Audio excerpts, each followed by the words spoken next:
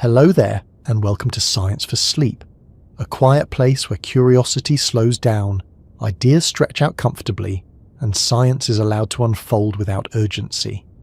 Wherever you are right now, whether the room is dim or softly lit, whether the day has already slipped away or is still winding down, you've arrived at a gentle pause. This channel was created for moments like this, when learning does not need to be sharp or fast, when questions can linger without demanding immediate answers, and when thinking itself becomes something soothing rather than stimulating. Tonight, we're going to spend some time with an idea that sounds familiar enough to feel almost ordinary, yet quietly shapes everything we experience. It's a phrase you've likely heard many times, perhaps in school, in documentaries, or casually mentioned in conversations about the universe: the speed of light. It sounds straightforward, even literal, as if it simply describes how quickly light moves through space. But beneath that simple label lies something far more fundamental, something that has surprisingly little to do with light itself. Instead of rushing into definitions or equations, it helps to let the question settle first. Why does the universe seem to care so much about this particular speed? Why does it show up everywhere in physics, quietly enforcing limits, shaping outcomes, and deciding what can happen and what cannot? And why, despite its name, does this speed govern far more than beams of light crossing the cosmos? Before we ease into that story, take a moment to notice where you are. What part of the world are you listening from right now? Is it late evening, early morning, or that soft in-between time when the day hasn't quite let go? The answer doesn't change the science, but it does change how the ideas arrive. There's something fitting about exploring limits and distances while people across the planet listen at different hours, each experiencing the same ideas through their own slice of time. If you find this space calming, if you enjoy letting science unfold slowly instead of racing toward conclusions, you're always welcome to support the channel with a like or a subscription. It helps this quiet corner reach others who may be looking for a gentler way to engage with big ideas. No pressure at all, just an invitation, offered and then allowed to drift away. Now let's begin easing into the heart of the matter. When most people hear the phrase the speed of light, an image forms almost instantly. A bright beam shooting through darkness, a flashlight switched on in a cave, sunlight travelling from the sun to Earth. The phrase seems to describe motion, something visual, something glowing. Light leaves a source, races across space, and arrives somewhere else. Simple enough. But this mental picture, while intuitive, turns out to be slightly misleading. Not wrong exactly, but incomplete in a way that matters. Because the speed we're talking about is not special because light happens to move that fast. Light moves that fast because the universe is built in such a way that nothing carrying information can move any faster. This distinction is subtle, and it often gets lost in how the idea is introduced. It's easy to think that light itself sets the pace, that it's somehow the fastest thing around by coincidence or convenience. In reality, light is more like a messenger that reveals a deeper rule already written into the structure of space and time. To understand why, it helps to step away from light for a moment and think about speed in general. In everyday life, speed feels relative and flexible. Cars go faster than bicycles. Planes move faster than cars. Signals travel faster through wires than voices travel through air. There's always something quicker, more efficient, more streamlined. Speed seems like a matter of technology and effort, not a fixed rule. Yet physics eventually runs into a boundary where this intuition stops working. No matter how advanced the engine, no matter how empty the space ahead, there is a speed that cannot be exceeded. Not by objects, not by signals, not by causes trying to outrun their effects. That speed is the one we call the speed of light, but its role is far more universal than its name suggests. One way to approach this gently is to think about how events connect to one another. Every action has consequences, but those consequences are not felt everywhere at once. If you flip a switch, the light turns on almost immediately, but not instantly. If the sun were to vanish, Earth would continue orbiting as if nothing had happened for about 8 minutes. Gravity itself does not act faster than this speed. Information, in all its forms, respects this limit. This tells us something important. The speed we're talking about is not just about motion through space, it's about how quickly reality itself can update. It's the maximum speed at which one part of the universe can influence another. That's a much deeper idea than light travelling quickly, and it quietly reshapes how we think about space, time, and cause and effect. What makes this especially interesting is that light is not unique in being fast. Massless particles, whatever form they take, all move at this same speed. It's not a property of brightness or colour or energy output. It's a property of having no mass at all. The moment something has mass, even a tiny amount, it becomes bound by slower possibilities. This leads to an unexpected realization. The speed limit comes first. Light simply obeys it perfectly. Long before Einstein formalized this idea, physicists noticed something strange. No matter how fast the source of light was moving, the measured speed of the light itself stayed the same. This defied common sense at the time. If you throw a ball from a moving train, the speed of the ball adds to the speed of the train. Light refuses to behave that way. Whether the source is moving toward you, away from you, or standing still, the measured speed remains unchanged. That stubborn consistency is not light being special out of stubbornness. It's light revealing a deeper rule. Space and time themselves adjust to preserve this speed. Lengths contract, time stretches. Events that seem simultaneous to one observer are not simultaneous to another.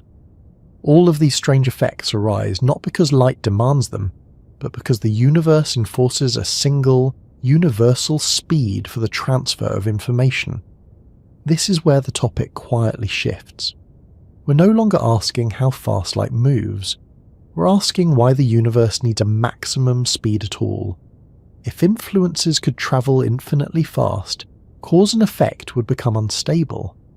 Events could affect other events before they occurred. The order of cause and consequence would depend on perspective in a way that breaks consistency. Physics relies on the idea that causes precede effects in a reliable way, even if observers disagree about details. A universal speed limit protects that order.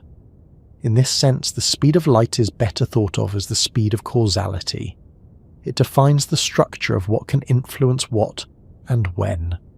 Light just happens to be one of the things that moves at that speed, making it visible and measurable. Even the vacuum itself, what we think of as empty space, plays a role here. The properties of space determine how electromagnetic waves propagate. Light is not racing through emptiness so much as it is interacting with the structure of space-time.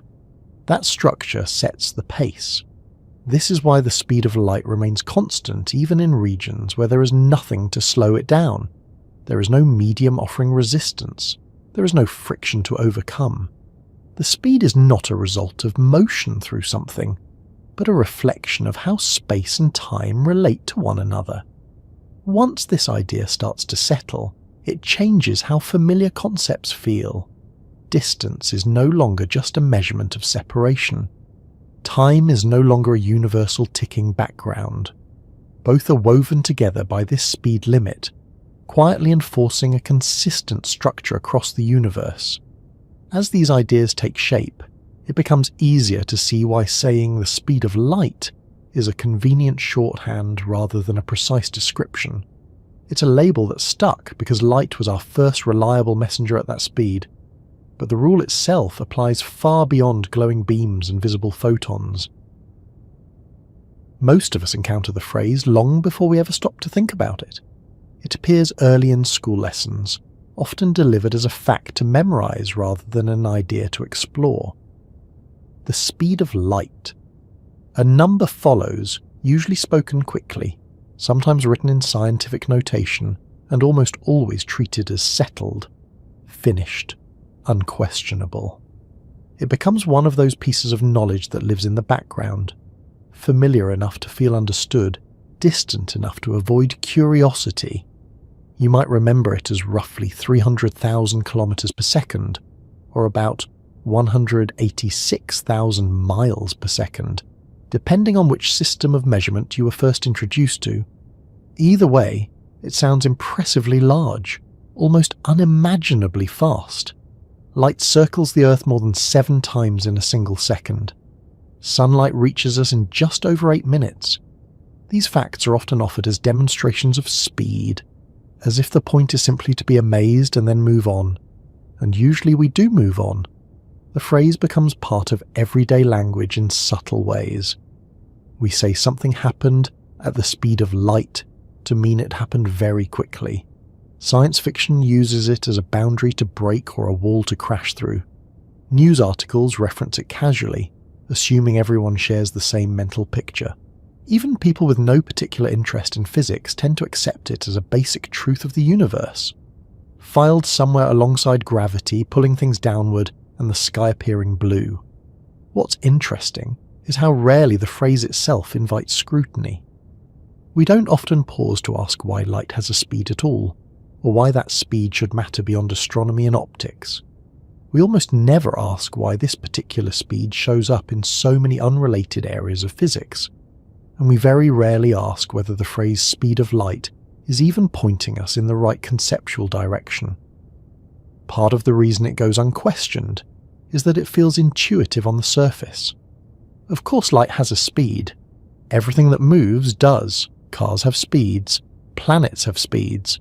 Sound has a speed. Light, being something that travels, must have one too. The logic seems complete enough that curiosity doesn't feel necessary, but there's a quiet assumption hiding in that logic. The assumption is that light behaves like other moving things, just much faster. That it is an object or substance racing through space, limited only by how little resistance it encounters. Faster than sound because space is emptier than air. Faster than planes because it doesn't need fuel or engines. Fast because it's light. That assumption feels reasonable until you notice something strange. Sound slows down when it moves through different materials. It travels faster in water than in air, faster still in solids. A car's speed depends on its engine, the road, the air resistance. Even bullets can be slowed by gravity and friction. But light, in a vacuum, does not change its speed at all.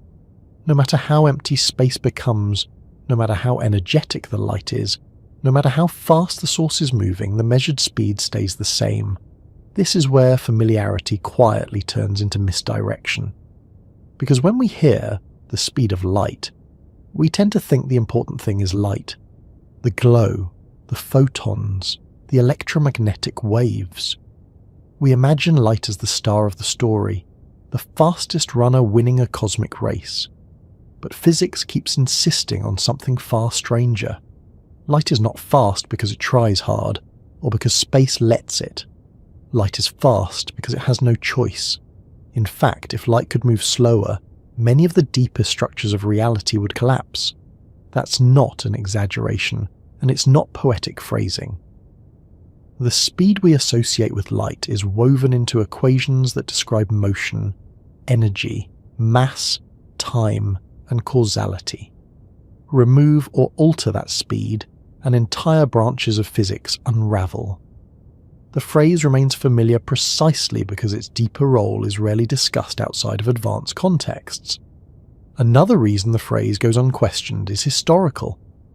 Light was one of the first things humans could observe moving across large distances, long before radio waves, particle beams, or gravitational signals were even imagined.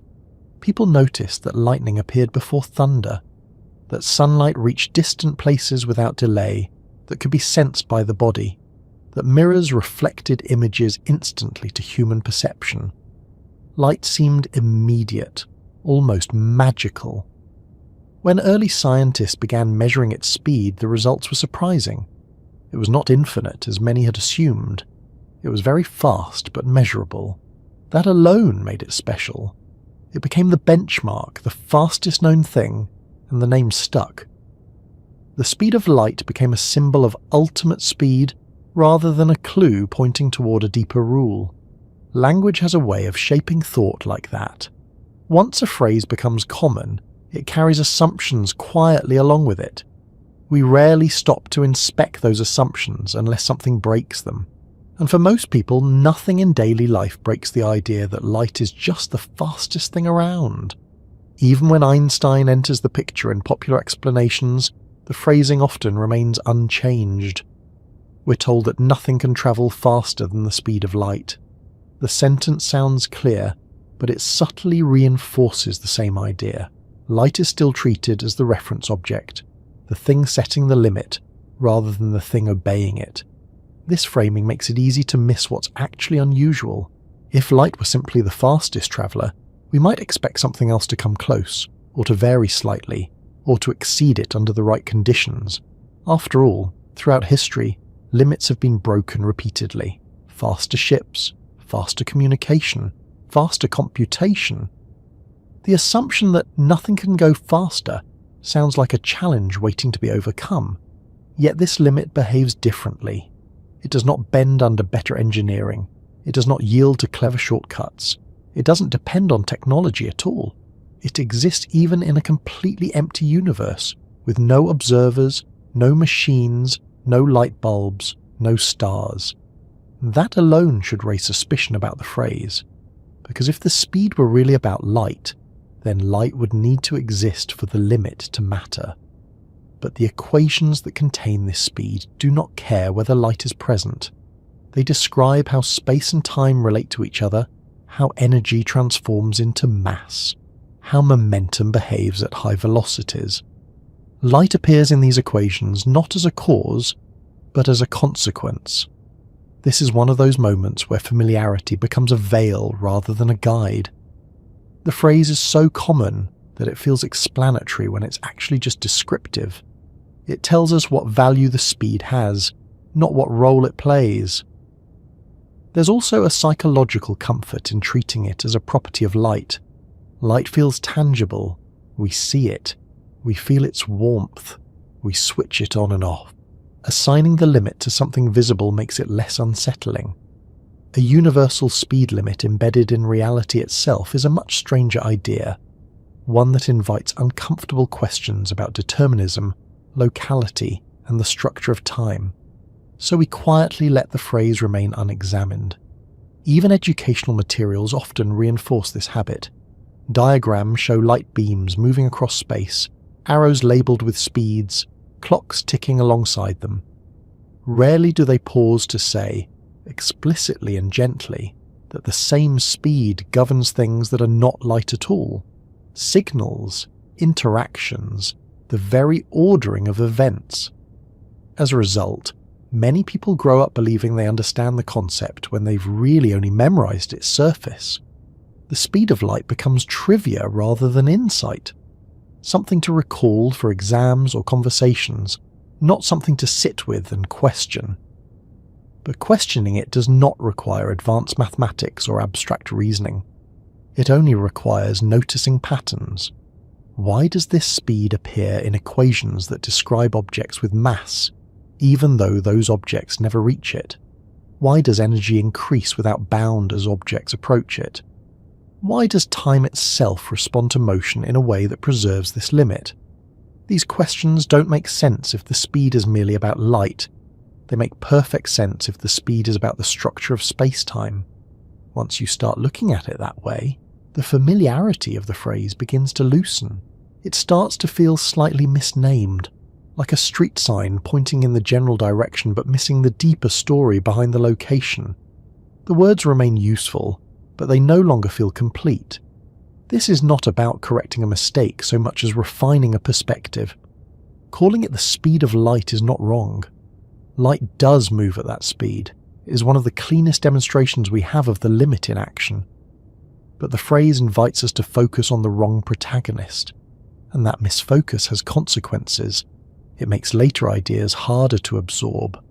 Concepts like time dilation, length contraction, and relativistic mass seem bizarre when treated as side effects of light's behaviour. They become far more coherent when understood as consequences of a universal speed governing all interactions. The reason this matters even in a calm, unhurried exploration like this one, is that understanding what the speed is really about reshapes everything that follows. It changes how we interpret motion. It changes how we think about distance. It changes how we understand the phrase now. The familiar wording doesn't prepare us for that shift. It lulls us into thinking we already know what's coming. But what's coming is not an explanation of light's velocity. It's an explanation of why the universe allows change to propagate only so fast, and why that limit quietly anchors reality. As these ideas settle, it becomes easier to see why the phrase has survived unchanged for so long. It's convenient, it's catchy, it points to something visible. But convenience is not the same as clarity. At first glance, calling it the speed of light feels perfectly reasonable. Light is what we see moving. Light is what reaches us from distant stars. Light is what makes the universe visible at all. When something travels unimaginably fast across space and arrives reliably every time, it makes sense to name the limit after it. That's how language usually works. We name things after the most obvious example. But this is where the wording begins to gently mislead, not because it's incorrect, but because it quietly points attention in the wrong direction. It suggests that light is the defining feature of the speed, that the speed belongs to light in the way the speed of sound belongs to sound. And that comparison, subtle as it seems, carries an assumption that turns out to be false. The speed of sound is determined by the medium it travels through. Air density, temperature and pressure all matter. Change the medium and the speed changes. Sound waves move differently through water than through air, and differently again through solids. The speed is not universal. It is conditional. It depends on what sound is moving through. Light does not behave that way. Light does not require a medium. It does not slow down because space is empty. In fact, it only slows down when it passes through matter, and even then, it isn't quite the same light doing the slowing. What changes is how light interacts with atoms, not the fundamental speed limit itself. Strip everything away until nothing remains but empty space, and the speed is still there, unchanged. This already sets light apart from everyday examples, but the misleading part goes deeper than that. When we say the speed of light, we instinctively imagine that if light didn't exist, the speed wouldn't either. That the speed is a property of the thing moving. But physics does not support that picture. The speed exists even in theories where light never appears. This becomes clear when you look at where the speed shows up mathematically. It appears not just in equations describing electromagnetic waves, but in equations describing energy, momentum, mass, and space-time itself. It appears in contexts where no photons are involved at all. Particles that have nothing to do with light are still constrained by this same limit. Signals that are not electromagnetic still cannot outrun it. That's a strong hint that the speed does not belong to light. Another reason the name misleads is that it frames the speed as something that objects attempt to reach. Light is imagined as racing through space, pushing against some invisible resistance, achieving the maximum velocity allowed. Other objects, heavier and slower, are imagined as falling short because they are less efficient or more burdened. This mental image feels natural, but it reverses the actual logic. Objects with mass are not slower because they fail to reach the speed of light. They are slower because the structure of space-time prevents them from ever reaching that speed in the first place. Light doesn't arrive at the limit through effort. It begins there. It has no option to move more slowly. That distinction matters because it changes how we understand motion itself. When something has mass, its speed can vary continuously. You can accelerate it gradually. You can add energy and watch it move faster. But as its speed increases, something unexpected happens. Adding more energy produces diminishing returns. Each increment of speed requires disproportionately more energy, until eventually further acceleration becomes impossible. This behavior makes little sense if the speed limit belongs to light. Why should light determine how energy behaves in massive objects? Why should time slow down for fast-moving clocks simply because light exists? Why should length contract along the direction of motion because photons move quickly? Those effects only make sense if the speed is a property of space-time itself. Calling it the speed of light also encourages a specific misunderstanding about relativity. Many people come away with the idea that Einstein discovered light behaves strangely, and that time and space had to adjust to accommodate that odd behaviour. In reality, Einstein started from a different place. He noticed that the laws of physics, including the speed at which influences propagate, must be the same for all observers. Light simply happened to be the most obvious example of something that always moves at that speed. The universe did not bend time to protect light. Light revealed that time and space were already flexible. This is an important reversal, and the name hides it. It suggests causation where there is none. Light did not force the universe to behave strangely. The universe behaves the way it does, and light follows along, perfectly obedient. There is also a historical reason the name stuck, and understanding that history helps explain why the misdirection persists. When scientists first began measuring the speed of light, they were trying to answer a very specific question. Does light travel instantaneously, or does it take time to move from place to place? The discovery that it had a finite speed was revolutionary. Measuring that speed became a major achievement. Naturally, the speed was associated with the phenomenon that made it measurable.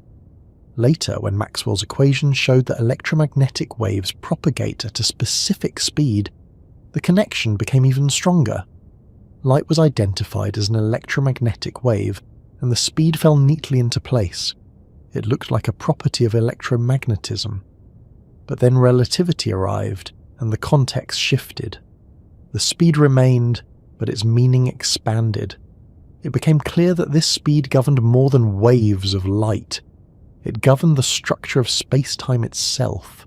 At that point, the name had already settled into textbooks, lectures, and common language. Changing it would have required changing how people thought about speed, motion, and causality all at once. Language rarely updates that quickly. So we are left with a phrase that works well enough for casual use, but carries a built-in conceptual shortcut. It points to the messenger instead of the message. It emphasizes the visible phenomenon instead of the invisible rule. Another subtle way the name misleads is by suggesting that light is always involved whenever the speed limit matters. This can make certain ideas harder to grasp. For example, when learning that gravity also propagates at this speed, people sometimes imagine gravitational effects being carried by light-like beams, as if gravity were borrowing light's properties. In reality, gravity respects the same limit because the limit applies to all interactions, not because gravity imitates light. The same confusion appears when discussing information. Information cannot travel faster than this speed, regardless of how it is encoded. Whether it's carried by photons, particles, or changes in a field, the limit holds. The speed is about information transfer, not illumination. Even the idea of simultaneity is affected. Events that are simultaneous in one frame of reference may not be simultaneous in another, and this has nothing to do with light failing to keep up. It has to do with the fact that there is no universal time that applies everywhere at once. The speed limit links space and time together in a way that makes simultaneity relative. Calling it the speed of light doesn't prepare us for that. It sounds like a statement about motion, not about the nature of time. There is also a quiet implication in the phrase that the speed is measured relative to something, like light moving through space. But in relativity, this speed is the same for all observers, regardless of their motion. That alone makes it unlike ordinary speeds. You cannot subtract your own velocity from it. You cannot chase it and measure it as slower. It remains constant. This behavior is not something light insists on. It is something space-time enforces. Another way to see the misdirection is to imagine a universe without light as we know it. Suppose electromagnetic radiation did not exist. Suppose no photons ever formed. Would the speed limit vanish? According to modern physics, it would not. the same structure that limits interactions would remain. Other merciless phenomena, if they existed, would still move at that speed. Cause and effect would still be constrained. The speed does not require light to make sense. Light requires the speed to exist. This inversion is easy to miss when the name points the other way. Even the symbol used in equations reflects this deeper meaning. Physicists use the letter C not as shorthand for light, but as a fundamental constant connecting space and time. It converts units of time into units of space and vice versa. It appears in equations even when no light is present, acting as a bridge between dimensions rather than a description of motion. That role is rarely emphasized outside of advanced discussions, but it quietly undermines the idea that the speed belongs to light itself. A conversion factor does not belong to one phenomenon, it belongs to the structure of the system. Calling it the speed of light also makes it sound like a maximum speed, in the same sense that a speed limit on a road is a maximum speed. Something you can approach, maybe even exceed if conditions allow. But this speed is not like that. It is not a guideline or a constraint imposed from outside. It is a boundary built into how motion, energy, and time relate. Objects with mass do not asymptotically approach it because they are inefficient. They approach it because the equations governing motion force them to. The closer they get, the more time itself resists further acceleration. That resistance is not friction, it is geometry. Once this starts to become clear, the name speed of light begins to feel a bit like calling gravity the speed of falling apples. It's not wrong, but it's incomplete in a way that matters if you want to understand what's really going on. Still, the phrase persists because it is familiar, and familiarity has its own inertia. It feels comfortable, it feels explanatory, and for many purposes it works well enough. But when we're trying to understand why this speed appears everywhere, why it shapes time and space rather than merely limiting light, the wording becomes an obstacle. The goal here isn't to replace the phrase with a better one, or to insist on technical precision in casual conversation. It's to loosen the grip of an assumption, to recognize that the speed is not defined by light, but revealed by it. Once that assumption loosens, the next ideas become easier to approach. Ideas about why this speed remains the same for everyone. Ideas about why time slows down instead of speeds up. Ideas about why space contracts rather than stretching arbitrarily. None of those make sense if the speed is treated as a property of a single phenomenon. They begin to make sense when the speed is understood as a feature of reality itself. When we talk about speed in everyday life, we're usually talking about something very simple. How fast an object moves from one place to another, distance divided by time. A car covers so many miles in an hour. A runner finishes a race in a certain number of seconds. Speed feels practical, measurable, and intuitive. It's something you can watch happen, something you can increase by pressing harder on a pedal or choosing a straighter path. That intuition works well at human scales, but it quietly assumes something that the universe does not actually guarantee. It assumes that space and time are fixed backgrounds, stable and independent, waiting patiently while objects move through them. In that picture, speed is just a relationship between motion and an external clock. Space stays where it is. Time ticks forward uniformly. Objects simply pass through both. But the universe does not work that way once you look closely enough. When the universe sets the rules, speed stops being just a measure of motion. It becomes a structural feature, a boundary condition, a statement about how space and time themselves are allowed to relate to each other. This is where the familiar idea of speed begins to quietly dissolve into something deeper. To see why, it helps to notice something subtle. In classical thinking, speed has no special status. There is no fundamental speed limit. You can always imagine going faster. If one object moves at a certain speed, another can move faster. If one signal takes time to arrive, another could arrive sooner. The equations don't protest, they allow it. In that framework, speed is relative in the most literal sense. If you're moving towards something, its speed relative to you increases. If you're moving away, it decreases. There is no preferred value, no speed that all observers must agree on. Speed depends entirely on who is measuring it. That picture collapses the moment the universe insists on a single speed that everyone measures the same way. Once that happens, speed stops being just a comparison between motion and time. It becomes a rule that reshapes both motion and time themselves. This is the moment where intuition usually struggles, not because the idea is complicated, but because it contradicts habits of thought built from daily experience. We're used to thinking of time as something that exists independently of motion. Clocks tick, seconds pass, events happen within that flow. Speed simply describes how quickly something moves against that backdrop. But when the universe enforces a universal speed, time can no longer be an independent backdrop. It has to adjust. Imagine two observers moving relative to one another. In everyday reasoning, they might disagree about distances, but they should agree about time. A second is a second. A minute is a minute. That assumption feels deeply ingrained. It's how schedules work. It's how conversations happen. It's how cause and effect feels reliable. Now introduce a universal speed that both observers must measure as the same, regardless of their motion. Suddenly something has to give. If distances don't change, time must. If time doesn't change, distances must. The universe chooses to let both adjust.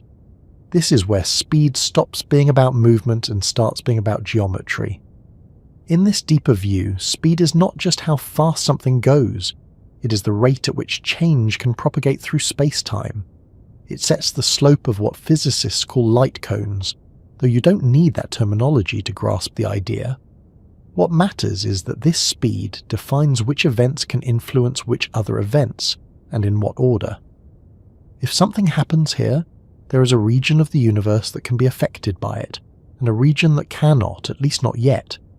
That boundary expands outward at a fixed rate, not because light is spreading, but because causality itself has a maximum reach. This is a very different way of thinking about speed. It's no longer about how fast something travels through space. It's about how fast information, influence and change can move through reality. Once speed is framed that way, a lot of strange effects begin to look less arbitrary. Take time dilation. When an object moves faster relative to you, its clock appears to tick more slowly. That sounds bizarre if speed is just motion. Why should motion affect time? But if speed is a boundary condition linking space and time, then time must stretch to preserve that boundary. The faster something moves through space, the less it can move through time, relative to another observer. This is not a mechanical slowing. Nothing inside the moving object is dragging or lagging. The clock isn't malfunctioning. Time itself is being apportioned differently between observers because the universe insists on preserving its speed limit. The same logic applies to length contraction. Objects moving relative to you appear shorter along the direction of motion. Again, this makes little sense if speed is merely about movement. Why should motion change size? But if space and time are part of a single structure constrained by a universal speed, then space must adjust as well. Speed in this context is not a property of objects, it is a property of space-time. This becomes even clearer when you consider objects with mass. In everyday thinking, mass slows things down because it takes more effort to move them. Heavier objects need more force. That intuition works well enough at low speeds, but as objects approach the universal speed limit, mass behaves strangely. The energy required to increase speed rises dramatically. Each small increase in velocity demands more energy than the last. This is not because the object is becoming heavier in a traditional sense. It's because the structure of space-time resists further reallocation between space and time. The object is already using up nearly all of its available motion budget in space, leaving almost none for time relative to an outside observer. That resistance is not friction. It's not a force pushing back. It's a geometric constraint. Seen this way, speed is not something you add to an object. It's something you negotiate with the universe. Another everyday assumption that breaks down here is the idea that speed is symmetric. If you're moving at a certain speed relative to me, I'm moving at the same speed relative to you. That still holds. But what changes is what that speed does to time and space for each of us. Each observer experiences their own time normally. Their own clock ticks steadily. Their own body ages at its usual pace. Speed does not feel strange from the inside. The effects only appear when comparing measurements across different states of motion. This tells us something important. Speed, at a cosmic level, is not something you feel. It's something that structures relationships between observers. That's a subtle shift, but it matters. It means that the universe does not privilege any particular state of rest. There is no cosmic background speed you can measure yourself against. The only thing that remains invariant is the speed limit itself. So when we ask what speed really means when the universe sets the rules, the answer is not a number or a unit. It's a constraint that everything else must accommodate. Speed becomes the conversion factor between space and time. It tells you how much distance corresponds to how much duration when translating between different perspectives. That's why it appears in equations converting seconds into meters and meters into seconds. It's not just a velocity, it's a bridge. This is also why the speed limit appears even when nothing seems to be moving. The structure is there whether or not anything is actively racing across space. Even a stationary observer exists within space-time shaped by that limit. Consider a universe with no particles at all. No light, no matter, just empty space-time. Would the speed limit exist? According to modern physics, yes. The structure that defines how events could influence one another would still be there, even if no events occurred. Speed, in this sense, is latent. It's not waiting for something to move. It's defining what movement would mean if it happened. This perspective also changes how we think about distance. Distance is not just how far apart 2 points are. It's how much separation exists relative to the maximum speed at which influence can travel. 1 billion light-years is not just a number, it's a statement about causal separation. Events that far apart cannot affect each other within a human lifetime, or even within the lifetime of civilizations. Time, too, stops being a universal flow. It becomes local. Each observer carries their own time, shaped by their motion and their position in gravitational fields. The speed limit ensures that these local times remain consistent with one another, even if they don't agree. This consistency is what keeps causality intact. Without a universal speed limit, different observers could disagree about the order of events in ways that lead to contradictions. Effects could precede causes in some frames of reference. The universe avoids that by enforcing a strict boundary. Speed, then, is the guardian of order. It's also the reason why simultaneity becomes relative. If information can only travel so fast, then observers separated by distance and motion cannot always agree on what happens at the same time. There is no global now that everyone shares. Speed prevents it. That idea can feel unsettling, but it's not chaotic, it's precise. The rules ensure that while observers may disagree about timing, they will never disagree about causality. No observer will see an effect occur before its cause within their own frame. Again, speed is doing the quiet work in the background. What's striking is how little this resembles our original intuition about speed. We started with cars and runners, we end up with space-time geometry and causal structure. The word stays the same, but the meaning transforms completely. This transformation explains why everyday analogies so often fail here. We try to imagine pushing an object harder and harder, expecting it to eventually cross the limit. We imagine light as something being chased. We imagine speed as a race. But the universe is not hosting a race. It's enforcing a relationship. Nothing with mass fails to reach the speed limit because it's slow or inefficient. It fails because reaching that speed would require time to stop flowing for it entirely relative to everything else. That's not a mechanical impossibility. It's a structural one. In this light, the speed limit is not something imposed after the fact. It's not a rule written on top of reality. It's part of what reality is, and that realization quietly prepares the ground for everything that comes next.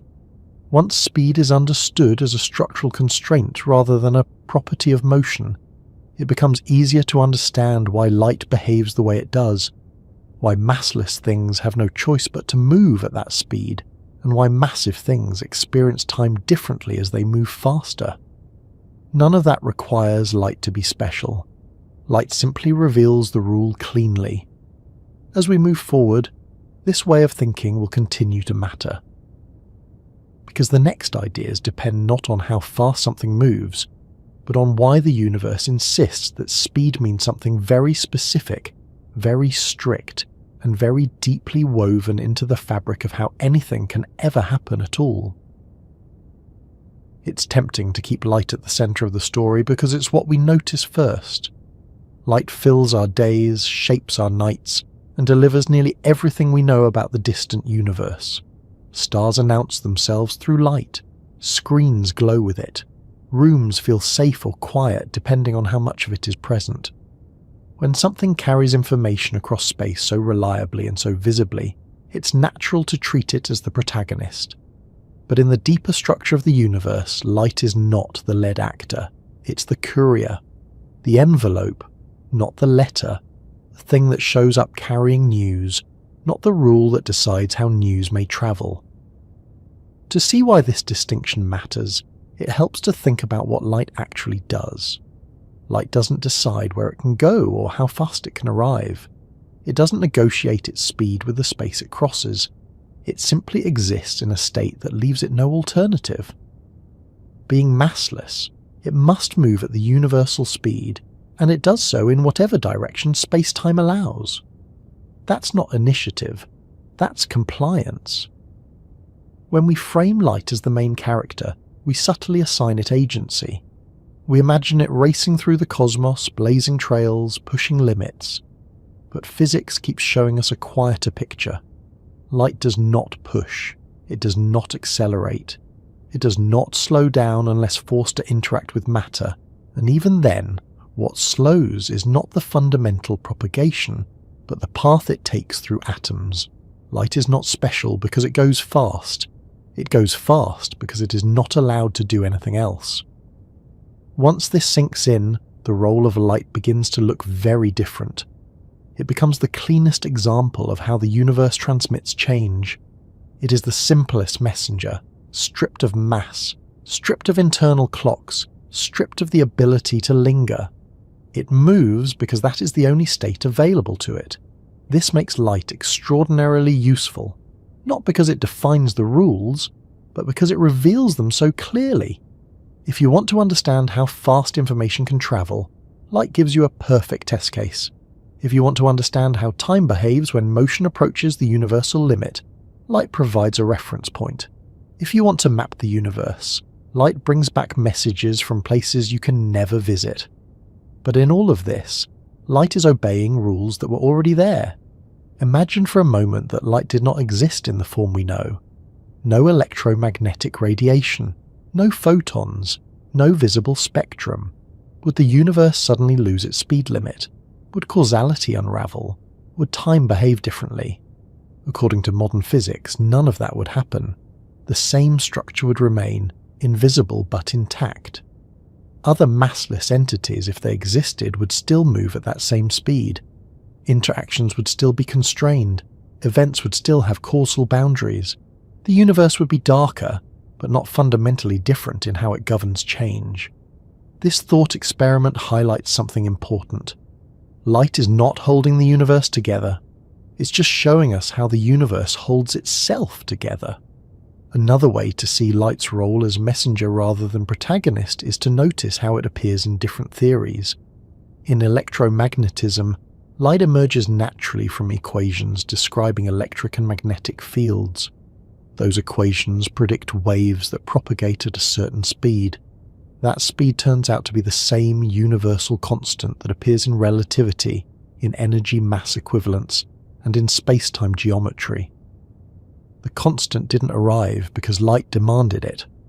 Light arrived because the constant was already embedded in the structure of the fields. When Einstein formulated special relativity, he did not begin with light as a privileged object. He began with two principles. The laws of physics are the same in all inertial frames, and there exists a finite speed at which influences propagate. Light fit perfectly into that framework, but it was not the reason for it. It was the confirmation. That distinction often gets lost in retellings. Popular explanations frequently say that time slows down so that light can keep its speed. That framing makes it sound as though the universe is bending over backward to accommodate photons. The reality is the opposite. Time and space behave the way they do because of a deeper symmetry, and light simply happens to reveal that symmetry cleanly. Light doesn't ask time to slow down. Time slows down because motion through space-time must preserve the universal structure. This matters when we start thinking about other messengers. Gravitational waves, for example, also propagate at the same speed. They are ripples in space-time itself, not particles of light. Their speed has nothing to do with brightness or energy levels. It has everything to do with the same constraint governing all interactions. The same applies to changes in electric fields, magnetic fields, and even the propagation of cause and effect at the quantum level. No signal outruns the universal limit, regardless of how it is encoded. Light is just the most familiar carrier. Calling light the main character can also lead to confusion about what happens when light slows down in materials. When light passes through glass or water, it travels more slowly than it does in a vacuum. This fact sometimes leads to the mistaken idea that the speed limit is flexible, that light's speed can be reduced or altered. What actually happens is more subtle. Photons are absorbed and re-emitted by atoms, taking detours and pauses that delay the overall signal. The fundamental propagation between interactions still respects the universal speed. The delay comes from interactions, not from a change in the underlying rule. This is another example of light adapting to circumstances, not defining them. Even when light is bent by gravity, as predicted by general relativity, it is not being pulled in a traditional sense. It is following the curvature of space-time itself. Its path changes because space-time is curved, not because light behaves differently. Again, light is revealing structure, not creating it. This perspective becomes especially useful when thinking about time. For light, time does not pass in the way it does for massive objects. From the perspective of a photon, if such a perspective could be defined, emission and absorption occur without the passage of time. That's not because light has magical properties, but because massless entities move along paths where proper time vanishes.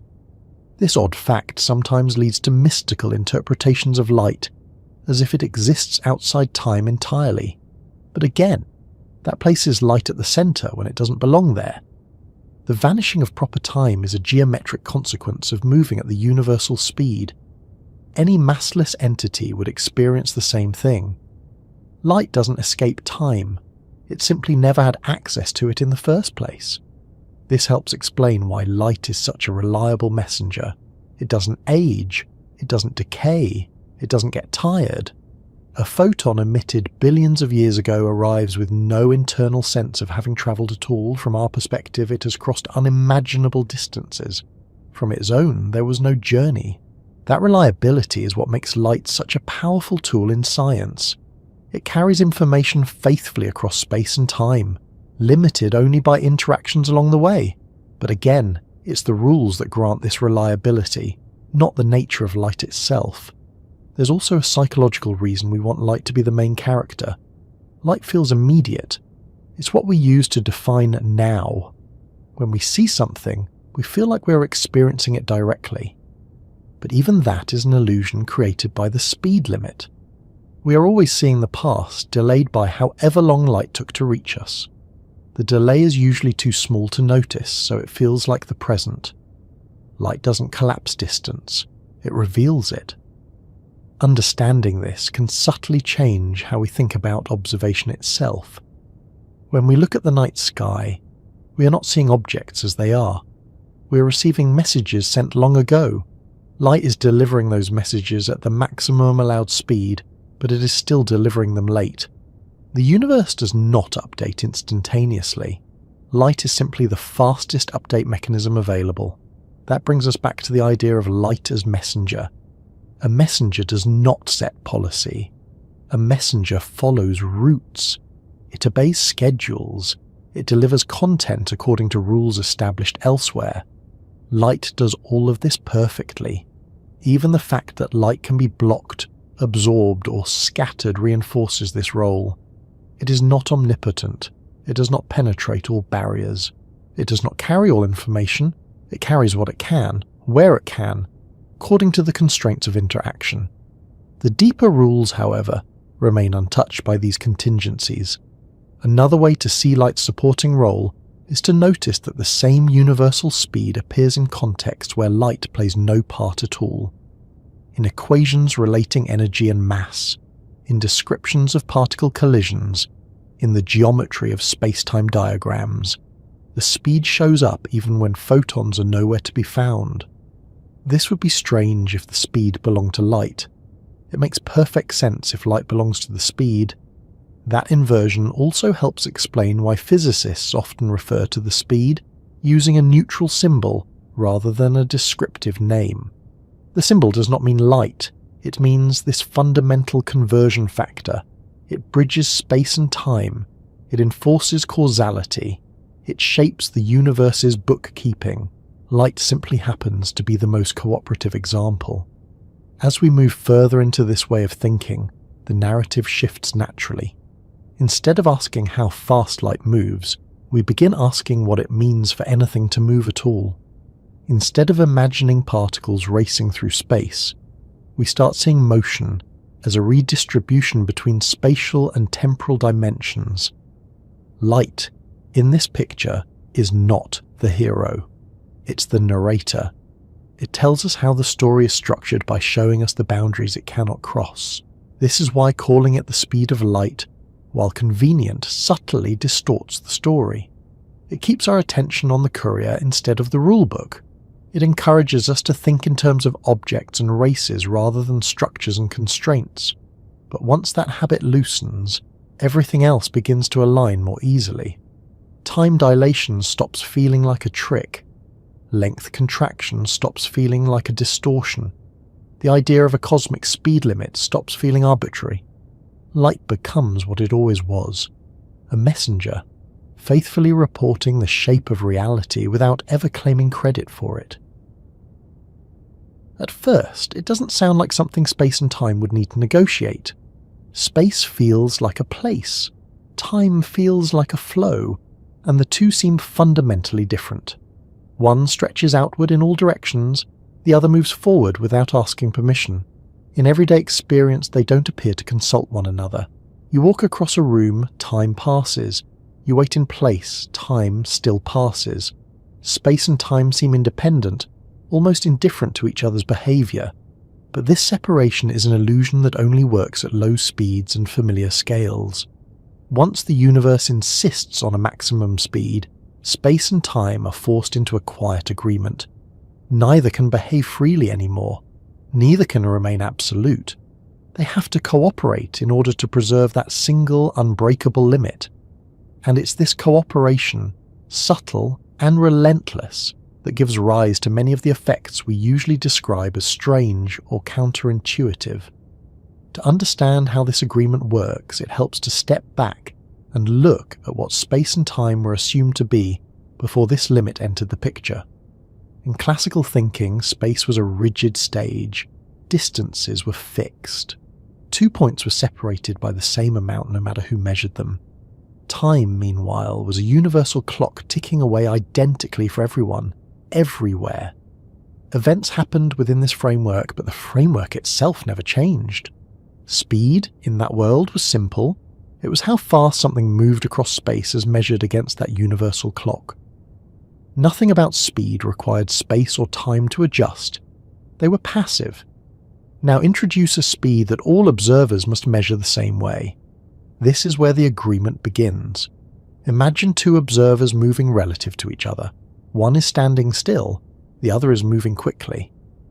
If space and time remained rigid and universal, these two observers would measure different speeds for the same signal. One would add their own motion to the signal speed, the other would subtract it. That's how everyday speeds work. But the universe refuses to allow this for one particular speed.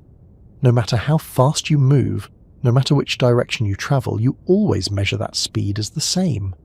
There is no way to outrun it, catch up to it, or subtract from it. For that to be true, space and time cannot remain independent. They must adjust together. If space refuses to change, time must. If time refuses to change, space must. The universe chooses to let both change in a coordinated way. This coordination is not active or intentional. Space and time are not making decisions. They are structured such that their measurements transform between observers in a very specific way, one that preserves the maximum speed automatically. That preservation is the agreement. One way to think about it is to imagine space and time as two axes on a graph. In classical physics, changing your state of motion rotates your perspective through space, but time remains fixed. Everyone agrees on the time axis, only the spatial axes shift. Once a universal speed is enforced, rotations mix space and time together. Changing your motion changes how much of each axis contributes to what you measure. What one observer calls space, another observer partially calls time, and vice versa. This mixing is not arbitrary. It is precisely calibrated so that the speed limit remains intact. As a result, space and time are no longer separate arenas. They are aspects of a single structure. What changes is not reality itself, but how different observers slice it into spatial distances and temporal durations. This explains why time dilation and length contraction always appear together. They are not independent effects. They are two sides of the same agreement. If time did not slow down for moving objects, the speed limit would be violated. If lengths did not contract along the direction of motion, the speed limit would be violated. Space and time adjust just enough, and no more than necessary, to prevent that from happening. Importantly, neither adjustment is optional. This is why these effects do not depend on the type of object involved. They apply equally to clocks, rulers, biological processes, atomic vibrations, and any other mechanism you can imagine. Space and time are not reacting to the object. They are enforcing their agreement. From the perspective of an object in motion, nothing unusual happens. Its own clock ticks normally. Its own ruler measures the same length it always did. The agreement is invisible from the inside. It only appears when measurements are compared between observers in relative motion. This tells us something crucial. The agreement between space and time is not something experienced. It is something inferred. That inference becomes unavoidable when signals are exchanged. When observers try to synchronize clocks or measure distances using signals that respect the speed limit, inconsistencies appear unless space and time adjust. Those adjustments are exactly what relativity prescribes. Once you accept this, the maximum speed stops being a feature of motion and starts being a feature of measurement itself. Measurement requires signals. Signals cannot travel arbitrarily fast. Therefore, any attempt to define space and time must respect that constraint. The agreement emerges naturally from the act of comparing observations across space. In this sense, space and time are not quietly agreeing behind the scenes. They are being forced into agreement by the requirement that information moves at a finite speed. This has profound consequences. For one, it means there is no universal present moment. If space and time adjust differently for different observers, then what counts as now cannot be globally defined. Events that one observer considers simultaneous may not be simultaneous for another. This is not a flaw or a paradox. It is a direct consequence of the agreement. If simultaneity were absolute, the speed limit could be violated by choosing the right frame of reference. The universe avoids that by giving up universal simultaneity instead. Again, space and time yield just enough to preserve the deeper rule. Another consequence is that causality becomes structured rather than assumed. Not everything can influence everything else. The agreement defines regions of possible influence. Events are connected by what can reach what and when. This structure is not imposed afterward. It is built into space-time itself. Without this structure, cause and effect would be observer-dependent in dangerous ways. An effect could precede its cause in some frames of reference. The agreement prevents that by ensuring that causal relationships remain consistent even when time ordering appears different. This is why the maximum speed is not negotiable. It is doing essential work. Even gravity, which feels instantaneous in everyday experience, respects this agreement. Changes in gravitational fields propagate at the same maximum speed. They do not jump ahead of time. They ripple outward, limited by the same structure governing all interactions. This was confirmed experimentally when gravitational waves were detected arriving at the same time as light from distant cosmic events. Different messengers, same rule. That rule exists because space and time enforce it together. Another way to appreciate the agreement is to consider energy and mass. The famous relationship between them includes the maximum speed as a conversion factor. Energy can be converted into mass and vice versa, but the rate at which that conversion affects motion depends on the same limit. If space and time did not agree on that limit, energy could be added without bound to produce arbitrary speeds. The agreement prevents this. As energy increases, time and space adjust to absorb it, without allowing the speed limit to be crossed. This is why adding energy eventually stops increasing speed and starts increasing inertia instead. The universe redirects the effect of energy into time dilation and length contraction, rather than violating its own structure. Again, this is not light intervening. It is space-time enforcing consistency. The agreement also explains why massless entities behave the way they do. Without mass, there is no internal resistance to motion through space. All of the available motion is allocated spatially. None remains for time. That is why proper time vanishes for massless entities. This is not a special privilege granted to light. It is a consequence of the agreement. Any massless entity would experience the same thing. Mass introduces another constraint. It requires that some portion of motion be allocated to time. As speed through space increases, less remains for temporal progression. Time slows relative to other observers. The agreement ensures the total remains consistent. Seen this way, motion is not just movement through space. It is a redistribution between space and time. Speed becomes a bookkeeping rule. This reframing helps explain why extreme speeds produce extreme effects. Approaching the maximum speed does not simply make things go faster. It rearranges how much space and time contribute to an object's trajectory through space-time. That trajectory, sometimes called a world line, is the true path of an object. Space and time are just different projections of it. The agreement ensures that all such paths remain within allowable bounds. This also means that the maximum speed is not something that could vary from place to place or time to time without breaking the universe's consistency. If the limit changed, the agreement would collapse. Measurements would no longer transform cleanly between observers. Causality would fracture. That stability is why the speed appears constant across the universe. It is not maintained by enforcement. It is maintained by structure. Importantly, this agreement does not require awareness or communication between space and time. It is not a process. It is a condition. Like the angles of a triangle summing to a fixed value in a given geometry, space and time behave the way they do because of the geometry they inhabit. This is why physicists often say that the speed limit is built into space-time itself. It is not layered on top. It is not derived from material properties. It is fundamental.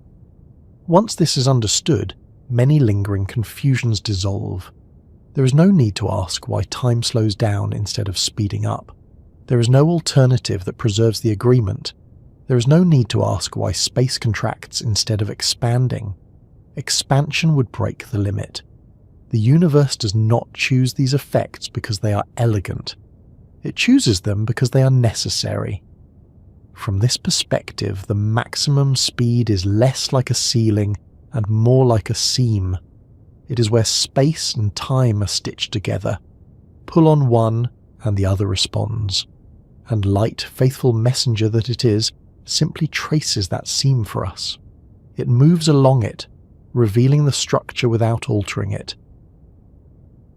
Long before the idea of a cosmic speed limit settled into textbooks and equations, physics was drifting toward a quiet contradiction. The laws describing motion worked extraordinarily well for everyday objects, planets, and projectiles. They could predict eclipses, guide ships, and explain the fall of an apple with remarkable precision. And yet, hidden inside that success was a tension that refused to go away. By the late 19th century, scientists believed they had a nearly complete picture of how the universe worked. Space was absolute. Time was absolute. Motion could be described cleanly relative to that fixed background.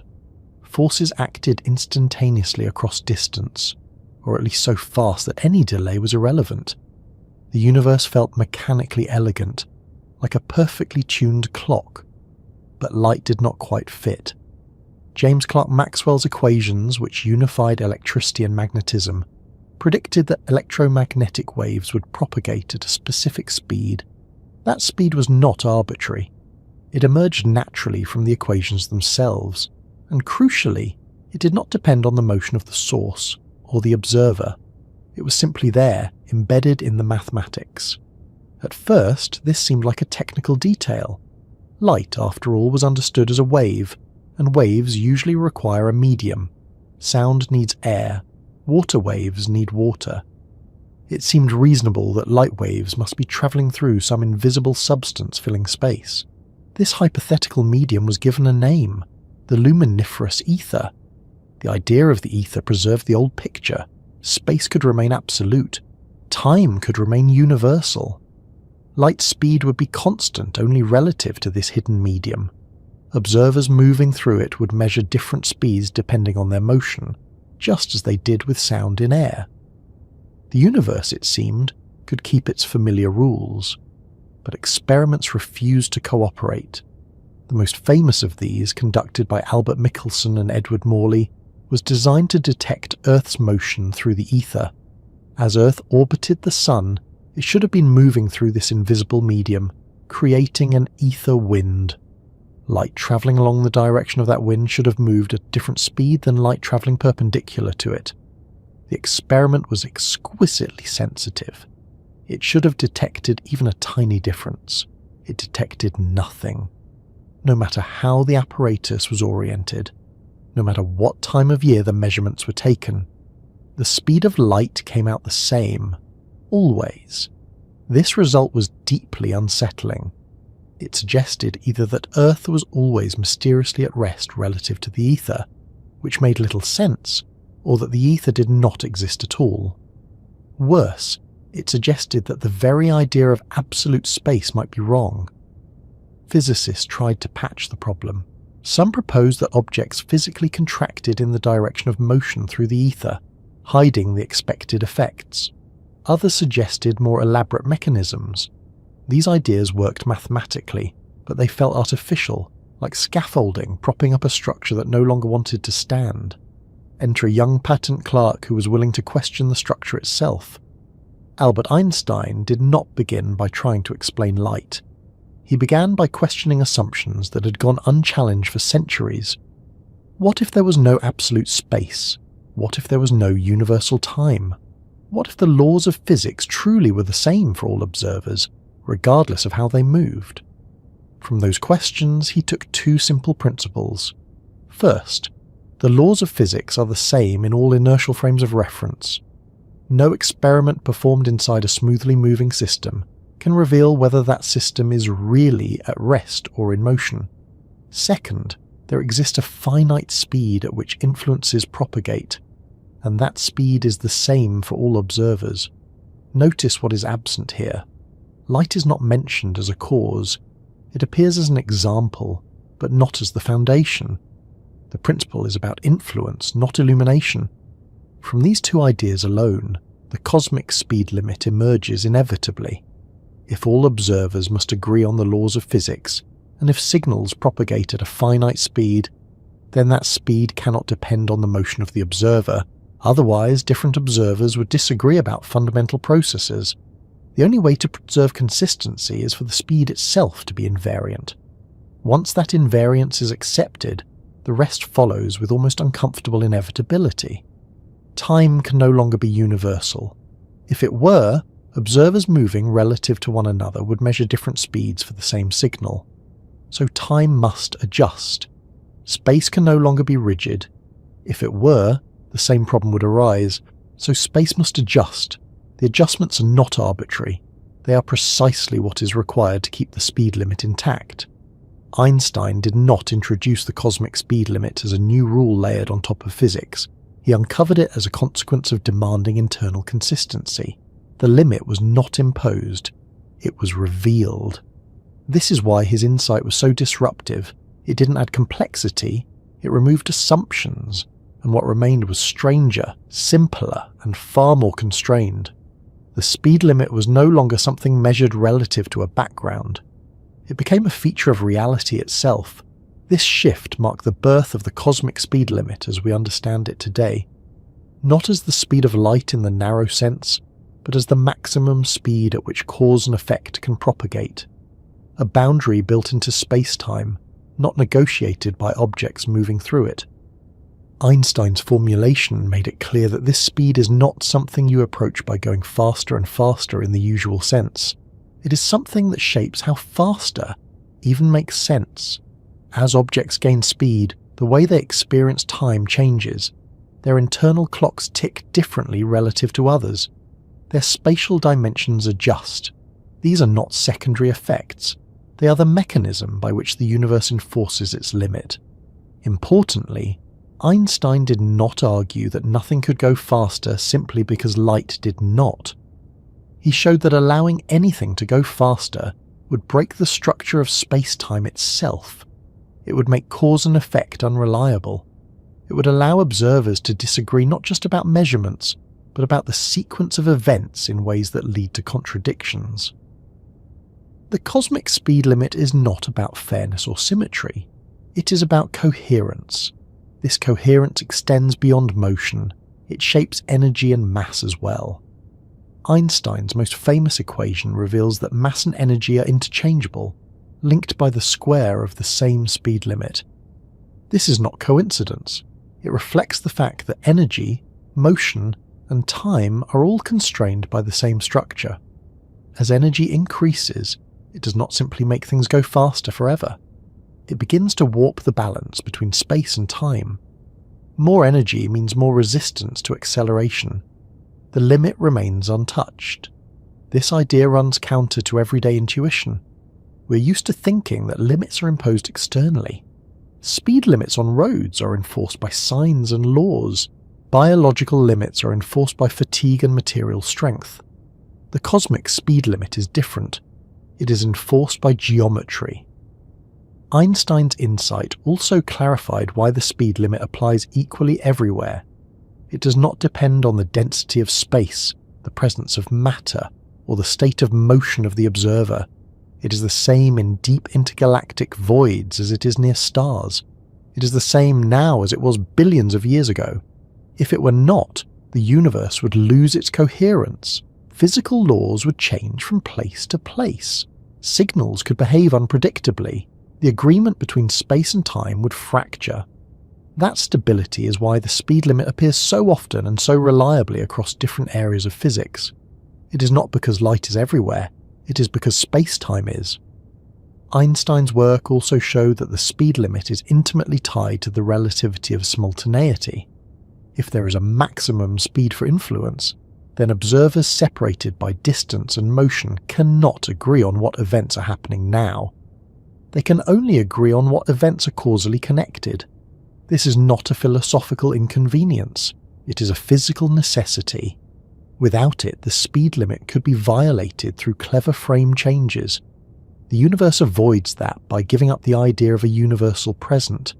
In this sense, The cosmic speed limit forces the universe to abandon certain intuitions in order to preserve deeper consistency.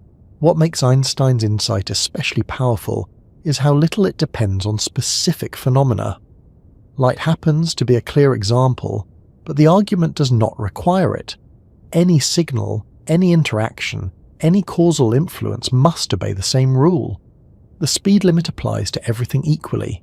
That universality is what makes it cosmic. Even when Einstein later developed general relativity, extending these ideas to include gravity, the speed limit remained. Gravity was no longer a force acting instantaneously at a distance. It became a curvature of space-time that evolves and propagates. Changes in that curvature travel at the same maximum speed. The limit survived not because it was assumed, but because abandoning it would collapse the structure. This is why the speed limit is not treated as an empirical accident. It is not something that might have been different in another universe, with slightly altered parameters. It is deeply woven into the mathematical and conceptual fabric of space-time as we understand it. Of course, that does not mean it cannot ever be questioned. Physicists continue to explore regimes where our understanding of space-time may break down, such as at quantum scales or near singularities. But even there, the speed limit remains a guiding principle. Any new theory must either preserve it or explain why the universe does not collapse into contradiction. Einstein's insight did not end inquiry, it set the terms. Perhaps the most remarkable aspect of this insight is how quietly it operates. There is no dramatic barrier in space marking the maximum speed, no visible wall, no sensation when approaching it. Objects simply experience time differently, distances behave differently, measurements adjust. The universe does not announce the speed limit, it enforces it silently. This silence is part of why the idea took time to be accepted. It contradicted intuition without contradicting experience. At everyday speeds, the effects are too small to notice. Clocks tick almost in unison. Lengths appear stable. Space feels absolute. Only when velocities become extreme does the structure reveal itself. And yet, the structure is always there, shaping every interaction. Even now, as signals travel between devices, as light moves across rooms, as gravity binds bodies together, the cosmic speed limit is doing its work. It is not active. It is not reactive. It is simply present. Einstein's contribution was to show that this presence was not accidental. It was necessary. By stripping away assumptions and insisting on consistency, he revealed that the universe is not free to choose arbitrary speeds. It must organize change in a way that preserves order, causality, and coherence. The cosmic speed limit is the expression of that organization. Light, in this story, remains a faithful messenger. It shows us the limit clearly because it lives on it. But the limit itself does not belong to light. It belongs to the universe. At first, it feels like a practical problem. If something is moving fast, give it more energy. Push harder. Add fuel. Apply more force. That logic works well enough in everyday life. Cars accelerate when engines deliver more power. Planes fly faster when thrust increases. Even rockets fighting gravity itself respond predictably to additional energy. So it's natural to ask a simple question. If light moves at the maximum speed allowed, why can't something with mass just keep accelerating until it reaches that speed too? Why is there always a gap, however small, between the fastest massive object and the cosmic limit? The surprising answer is that this gap is not a technical limitation. It is not about engineering, strength, or efficiency. It exists because the universe is not allowing mass to participate in motion the same way light does, and that difference is not negotiable. To understand why nothing with mass ever quite catches up, it helps to step away from intuition built at low speeds and look instead at how motion is accounted for when space and time are treated as a single structure. In everyday thinking, speed is something layered on top of an object. The object exists first. Speed is then added by acceleration. The faster it moves, the more speed it has. There is no obvious reason why this process should stop, aside from practical limits. But at relativistic speeds, speed is no longer an add-on. It becomes a redistribution problem. Every object with mass is already moving through space-time at the maximum possible rate. This sounds strange at first, but it's a crucial idea. The total motion an object can have is fixed. What changes is how that motion is divided between space and time. At rest relative to an observer, an object is not motionless. It is moving entirely through time. Its entire motion budget is allocated to temporal progression. Seconds pass. Internal processes unfold. Aging happens. As the object begins to move through space, some of that motion is redirected. A portion that was previously allocated to time is now allocated to space. The faster the object moves spatially, the less motion remains for time. This is not a metaphor. It is how space-time geometry works. For an object with mass, there must always be some motion left over for time. That requirement is absolute. It is what allows the object to have an internal clock, to experience duration, to exist as a sequence of states rather than a single frozen configuration. If an object were to move at the maximum cosmic speed, there would be no motion left for time at all. Proper time would vanish. The object would no longer have an internal sequence of events. From the standpoint of physics, that object would cease to behave like something with mass. In other words, catching up to the cosmic speed limit would require giving up the very property that defines mass. This is why the limit is not something massive objects approach asymptotically by coincidence. They approach it asymptotically because crossing it would require a fundamental change in what they are. Energy plays a key role here, but not in the way everyday intuition suggests. Adding energy to a massive object does not simply increase its speed indefinitely. As speed increases, energy increasingly goes into changing how the object relates to time and space, rather than into further spatial motion. This is why relativistic equations show energy growing without bound as speed approaches the limit.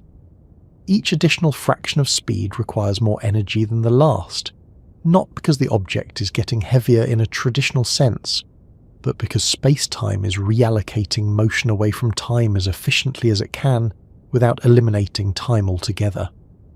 The universe refuses to let that last portion disappear. This refusal is not arbitrary. If time were allowed to stop completely for a massive object relative to other observers, the structure of causality would break. That object could no longer participate consistently in cause and effect. It would exist outside the ordering of events. Light and other massless entities are permitted to do this because they do not have internal states that require ordering in time. A photon does not age. It does not decay internally. It does not carry a sequence of internal changes.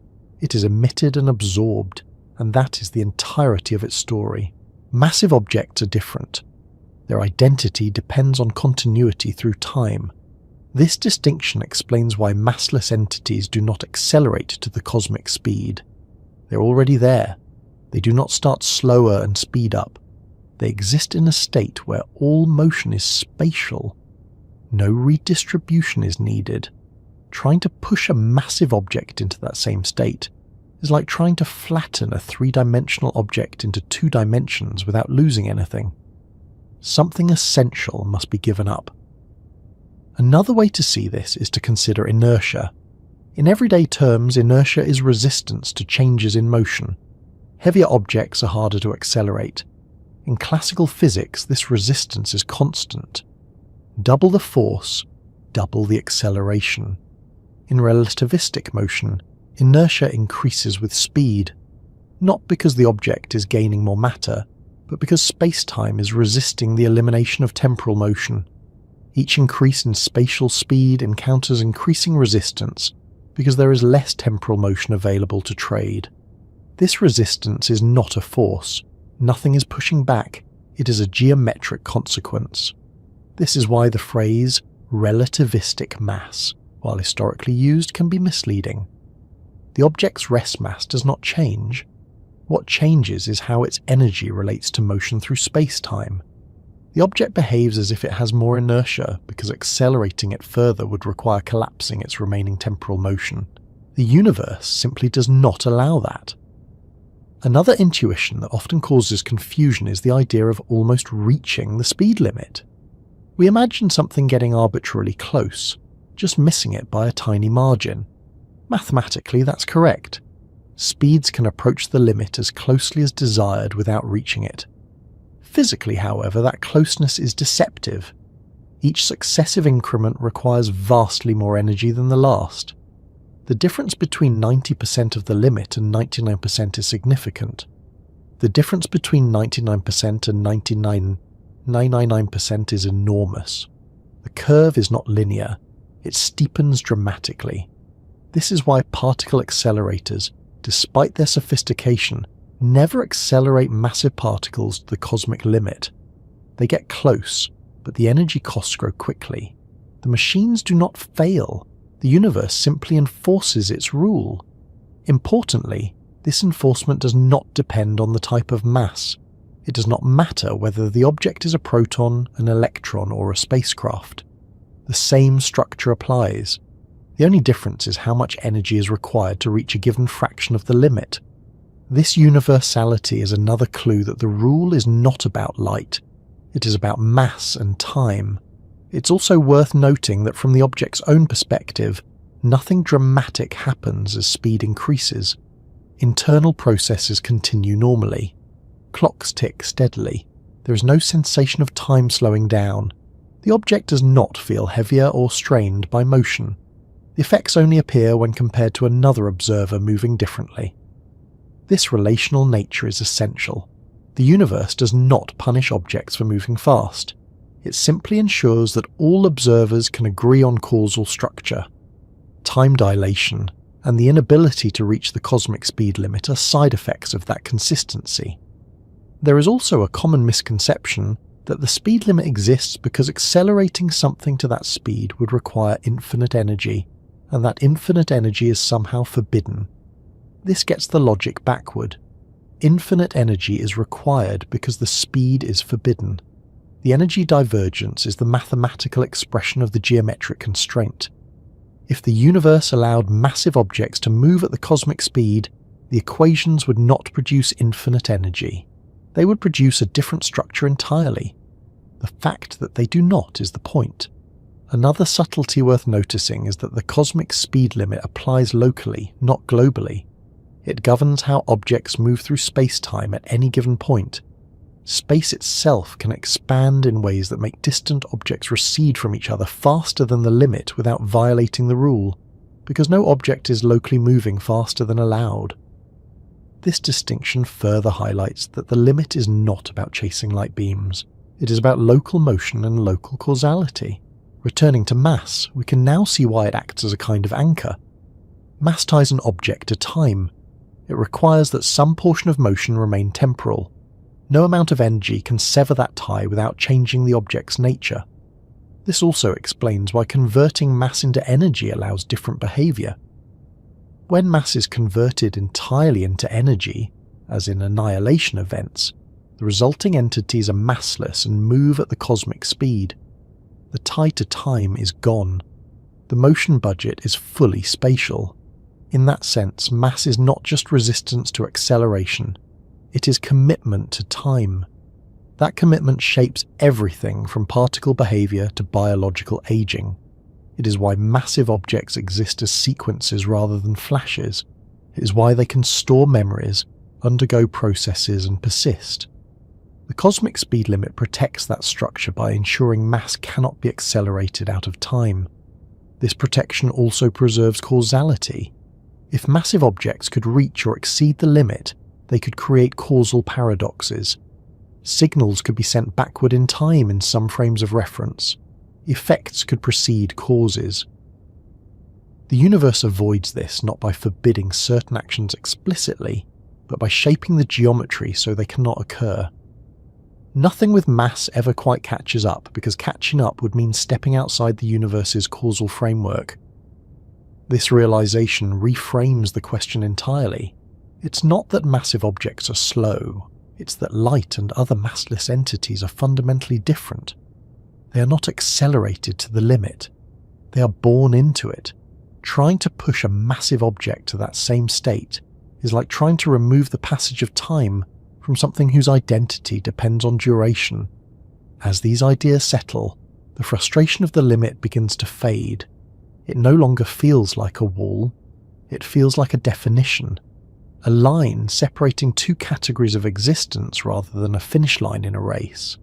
Massive objects live on one side where time flows internally. Massless entities live on the other, where time does not accumulate. The cosmic speed limit is the boundary between those modes. Seen this way, the limit is not an obstacle to be overcome. It is the rule that allows diverse kinds of entities to coexist in a consistent universe. And this naturally leads to another question. If mass prevents objects from catching up by tying them to time, what exactly happens to time itself as speed increases?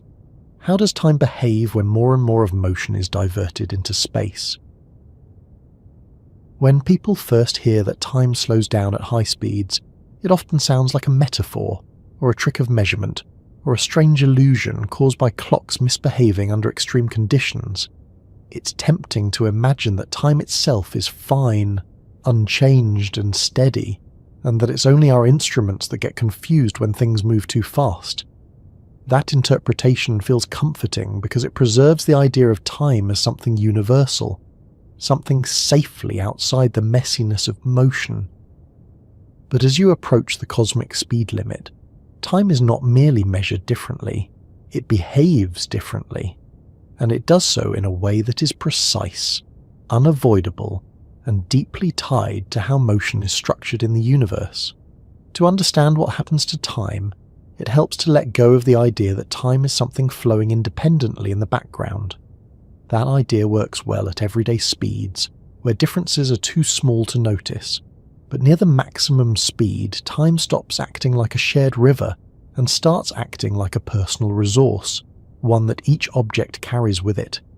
Every object with mass has its own time, not metaphorically, but physically.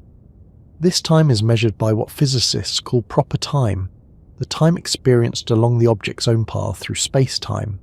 Proper time is what a clock attached to the object measures. It governs chemical reactions, biological processes, atomic vibrations, and every internal change the object undergoes.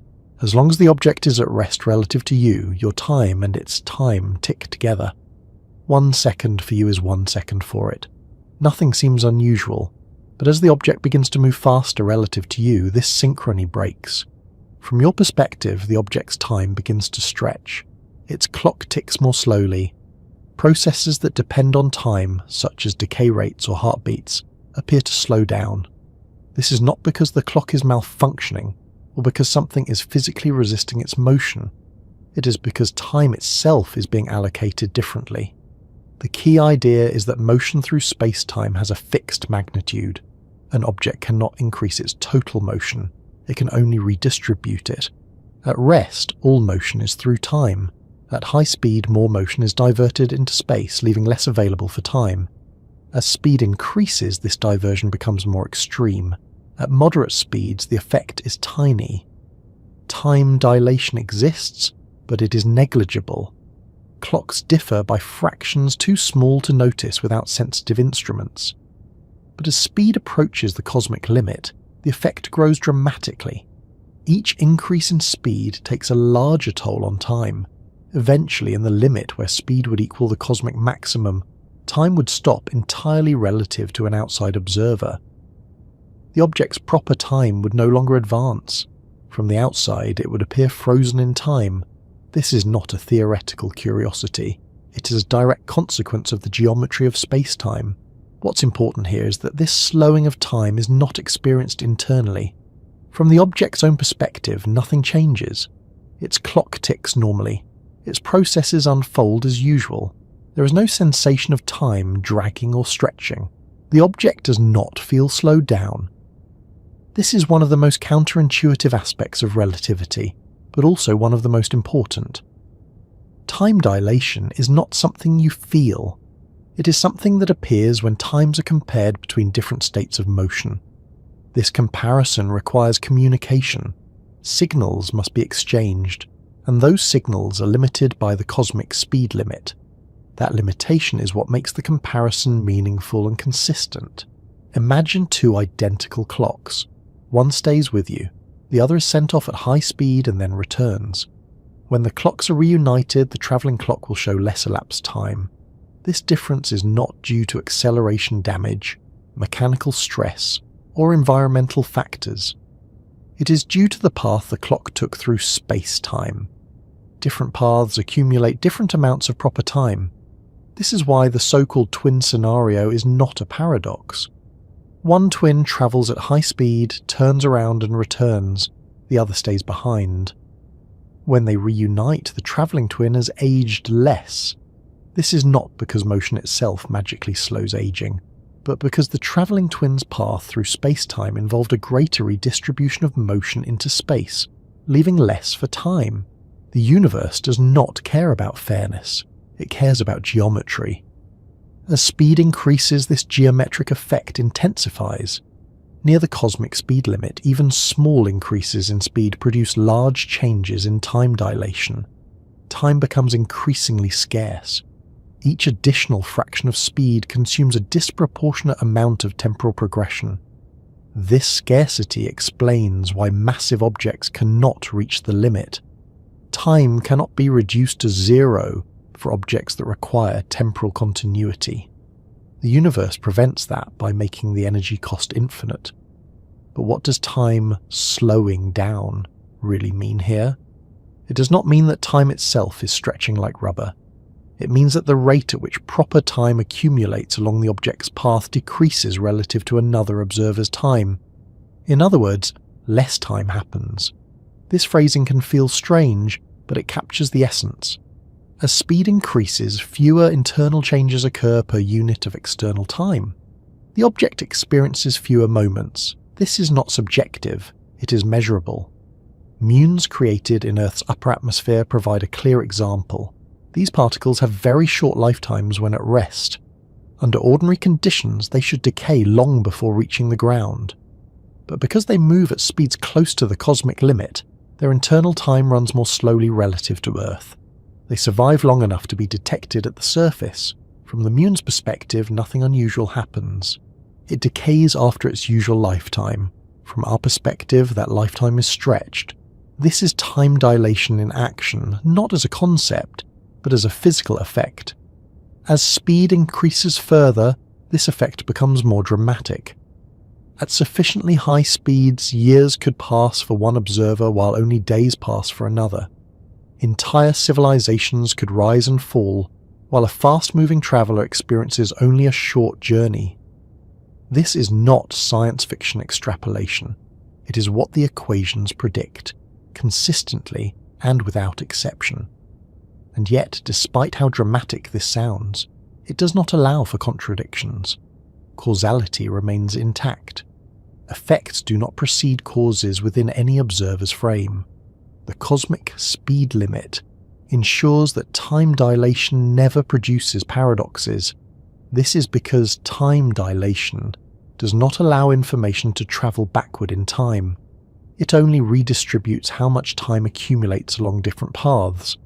Another subtle point is that time dilation depends on relative motion, not absolute speed. There is no universal reference frame against which time slows down. Each observer experiences their own time normally. It is only when comparing paths that differences appear. This relational nature is essential. It preserves the principle that no frame of reference is privileged. The universe does not declare one clock to be the real one. It allows all clocks to be real within their own paths. This leads to an important realization. Time is not a single thing. It is not a global parameter shared by all observers. It is a collection of local experiences connected by space-time geometry. As speed increases, these local times diverge. Near the cosmic speed limit, the divergence becomes extreme. From the outside, time nearly freezes for the fast-moving object. From the inside, everything remains normal. Both descriptions are correct. There is no contradiction because they describe different perspectives. This duality often causes discomfort because it clashes with the intuition that there should be a single, objective time. But the universe does not provide one. It provides consistency instead. The cosmic speed limit is what makes that consistency possible.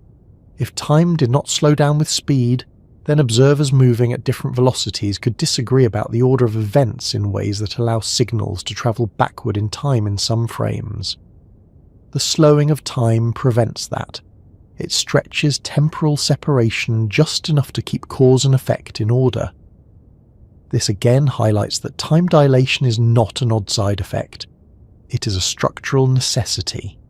As speed increases, time becomes increasingly local. The idea of a shared now becomes less meaningful. Events that appear simultaneous to one observer are not simultaneous to another. The faster the relative motion, the greater the disagreement. This does not mean the universe becomes chaotic. It means simultaneity is not fundamental. Causality is. Time dilation also affects how energy behaves. As an object's time slows relative to an observer, its energy appears to increase. This is not because energy is being added mysteriously, but because energy and time are linked. Energy can be thought of as resistance to changes in time. As time becomes scarcer, energy grows. This connection is why accelerating an object near the cosmic limit becomes increasingly difficult. Each attempt to increase speed further requires working against the universe's preservation of temporal continuity. The closer you get, the steeper the resistance. At the limit itself, time would stop entirely relative to other observers.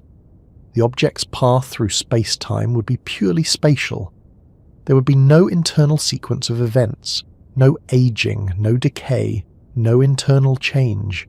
This is exactly how massless entities behave. For light, proper time is zero. Emission and absorption occur without any passage of time along the light's path. This is not because light is special in a mystical sense. It is because moving at the cosmic speed allocates all motion to space and none to time. This makes light the perfect messenger. It does not age. It does not forget. It does not accumulate history. It simply connects events. Massive objects cannot do this. They must retain some temporal motion to exist as processes rather than flashes. Approaching the cosmic speed limit means giving up more and more of that temporal motion. Time slows. Aging slows. Processes stretch. But the universe never allows the last fraction to vanish. This gradual thinning of time also has philosophical implications, though we don't need to dwell on them to appreciate the physics. It challenges the idea that time is something everyone shares equally. It suggests instead that time is something each object experiences according to its motion. Time becomes personal, but not subjective. It is personal in the sense that it depends on the path you take through space-time, not in the sense that it depends on feelings or perception. As speed increases, time does not become fuzzy or ill-defined. It becomes more sharply constrained. This is one of the quiet beauties of the universe's design. Extreme conditions do not produce vagueness, they produce structure, and that structure explains why approaching the cosmic speed limit has such profound effects on time. It is not that time is being tampered with, it is that time was never separate from motion to begin with. Once this is understood, time dilation stops being mysterious. It becomes inevitable. When we hear about a universal speed limit, it's natural to picture something tangible trying and failing to outrun it. A beam of light racing across space, a spacecraft accelerating endlessly, a particle pushed harder and harder by immense machines. The question usually sounds like this: what can't go faster than this speed? And the most common answer is light. But that answer is only a placeholder. The real limitation is not placed on light, or on particles, or even on objects at all. It is placed on information. Once this shift is made, many loose ends quietly tie themselves together. Effects that once felt arbitrary begin to look necessary. confusions about simultaneity, causality, and time start to feel less like paradoxes and more like safeguards. The universe is not limiting how fast things shine or move. It is limiting how fast reality can tell itself that something has happened. To see why this matters, we first need to be clear about what information means in a physical sense. This is not information as in knowledge, ideas, or data stored in a computer. It is information as the ability for one part of the universe to influence another in a distinguishable way. If something happens here and something changes there because of it, information has travelled. The mechanism does not matter. It could be a photon. It could be a particle collision. It could be a ripple in a field. What matters is that a cause produced an effect somewhere else. That transfer cannot happen instantaneously. If it could, the universe would lose its internal consistency. Imagine for a moment a universe where information could travel infinitely fast. If you flipped a switch, its effects would be felt everywhere at once. There would be no delay, no propagation, no separation between cause and effect across space. At first, that might sound convenient, but it comes with a serious problem. In such a universe, different observers could disagree about the order of events in ways that break causality. Something could be an effect in one frame of reference and a cause in another. There would be no reliable way to say what happened first. The concept of before and after would dissolve once distance was involved. The finite speed limit prevents this. By restricting how fast information can propagate, the universe ensures that cause and effect remain ordered in every frame of reference. Observers may disagree about timing, they may disagree about simultaneity, but they will never disagree about causality. Effects will always follow causes within the light cone structure imposed by the speed limit. This is why the limit applies to everything that can carry information, not just to light. Light is simply one way information travels. It is not the rule. It is the messenger. This becomes clearer when you consider situations where light is not involved at all, yet the speed limit still applies. Changes in electric fields propagate at this speed. Changes in magnetic fields propagate at this speed. Gravitational disturbances propagate at this speed. Even the influence of forces is constrained by it. Nothing updates the universe faster than this limit allows. If gravity acted instantaneously, for example, the structure of relativity would collapse. Planets would respond to changes in the sun's position immediately, regardless of distance. Different observers would disagree about when those changes occurred in ways that violate causality. The universe avoids this by ensuring gravity respects the same information speed as everything else. The same applies to quantum systems, despite how strange they can appear. Quantum entanglement sometimes gives the impression that information is exchanged instantaneously. Two particles seem to know about each other's states no matter how far apart they are. But crucially, no usable information can be transmitted faster than the cosmic speed limit using entanglement alone. Correlations appear, patterns exist, but no signal, no message, no controllable influence can outrun the limit. That distinction is vital. The universe allows correlations to exist without allowing information transfer that would break causality. Again, the limitation is not about particles or waves, it is about influence. Once information becomes the focus, the role of the speed limit becomes much clearer. It is not there to prevent races from being won too quickly. It is there to preserve the logical structure of reality. Every physical theory relies on the idea that effects follow causes. If information could propagate arbitrarily fast, that ordering would become frame-dependent in destructive ways. The speed limit prevents that by carving space-time into regions of possible and impossible influence. Within a certain region, information can arrive. Outside it, it cannot, at least not yet. This structure gives meaning to distance, duration, and sequence. Light cones, though we don't need to dwell on the terminology, are simply maps of where information can go. They do not care whether the messenger is light, gravity, or something else entirely. They care only about the maximum rate at which influence can spread. This is why the speed limit appears even in equations that have nothing to do with optics. It is a bookkeeping constant for causality. Another way to see this is to think about how measurements are made. Measuring anything at a distance requires sending and receiving information. You cannot know what is happening somewhere else without a signal reaching you. The speed limit governs how quickly such knowledge can be acquired. This means that space and time themselves are operational concepts. They are defined by what can be measured, and measurement depends on information transfer. The speed limit is therefore baked into the very definitions of distance and duration. If information could travel infinitely fast, there would be no meaningful separation between here and there. Space would collapse into a single point from the perspective of influence. Time would lose its directional structure. The universe avoids this collapse by limiting information speed. This also explains why the speed limit does not depend on energy, brightness, or intensity. You cannot send information faster by making the signal stronger. A brighter light does not arrive sooner. A more energetic particle does not outrun the limit. More power does not buy more speed. This is deeply unintuitive from an engineering perspective, but perfectly sensible from an informational one. Information speed is not about force. It is about consistency. Another subtle but important point is that information speed is local. It applies to how influences propagate from one point to neighbouring points. It does not apply globally in the same way. This is why cosmic expansion can cause distant galaxies to recede from each other faster than the speed limit without violating it. No information is being transmitted locally faster than allowed. The distinction between local information transfer and global separation is crucial.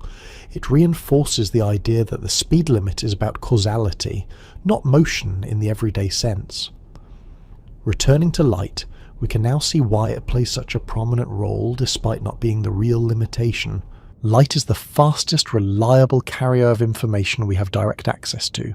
It interacts weakly with matter, travels cleanly through space, and is easy to detect. It is nature's most cooperative messenger. But cooperation should not be confused with authority. If tomorrow we discovered a new massless field that carried information just as efficiently, it would move at the same speed. Not because it imitates light, but because the universe only allows one maximum information speed. This universality is what makes the limit so powerful. It does not care what the message is made of. It does not care how it is encoded. It only cares that influence propagates in an orderly way. This also helps explain why faster-than-light communication is such a persistent theme in fiction and speculation. It promises a universe where information outruns causality, where distance loses meaning, where consequences can be rearranged. It feels liberating. But it also quietly dismantles the structure that makes a coherent universe possible. The moment information can travel faster than the limit, the idea of a consistent timeline breaks down. Messages can be received before they are sent in some frames of reference. Decisions can be influenced by their outcomes. The logical foundation of cause and effect erodes. The universe appears to take this very seriously. Instead of patching paradoxes after they appear, it prevents them by enforcing the speed limit universally. It does not allow exceptions. It does not allow clever loopholes. It does not allow information to cheat. This strictness sometimes feels frustrating from a human perspective. We want shortcuts. We want immediacy. We want the universe to respond instantly. But the same rule that delays messages also ensures that the universe remains intelligible. Information limitation is what allows time to have direction, space to have meaning, and events to have order. Even the concept of an event relies on information speed. An event is not just something that happens, it is something that can, in principle, influence something else. If information about it could be everywhere at once, it would lose its locality. Everything would be happening everywhere simultaneously. The speed limit prevents that flattening. It preserves the texture of reality. Seen this way, the cosmic speed limit is not a constraint imposed from outside. It is a requirement for a universe that can host observers, processes, and histories. Without it, there would be no stable notion of sequence, no reliable memory, no consistent physics.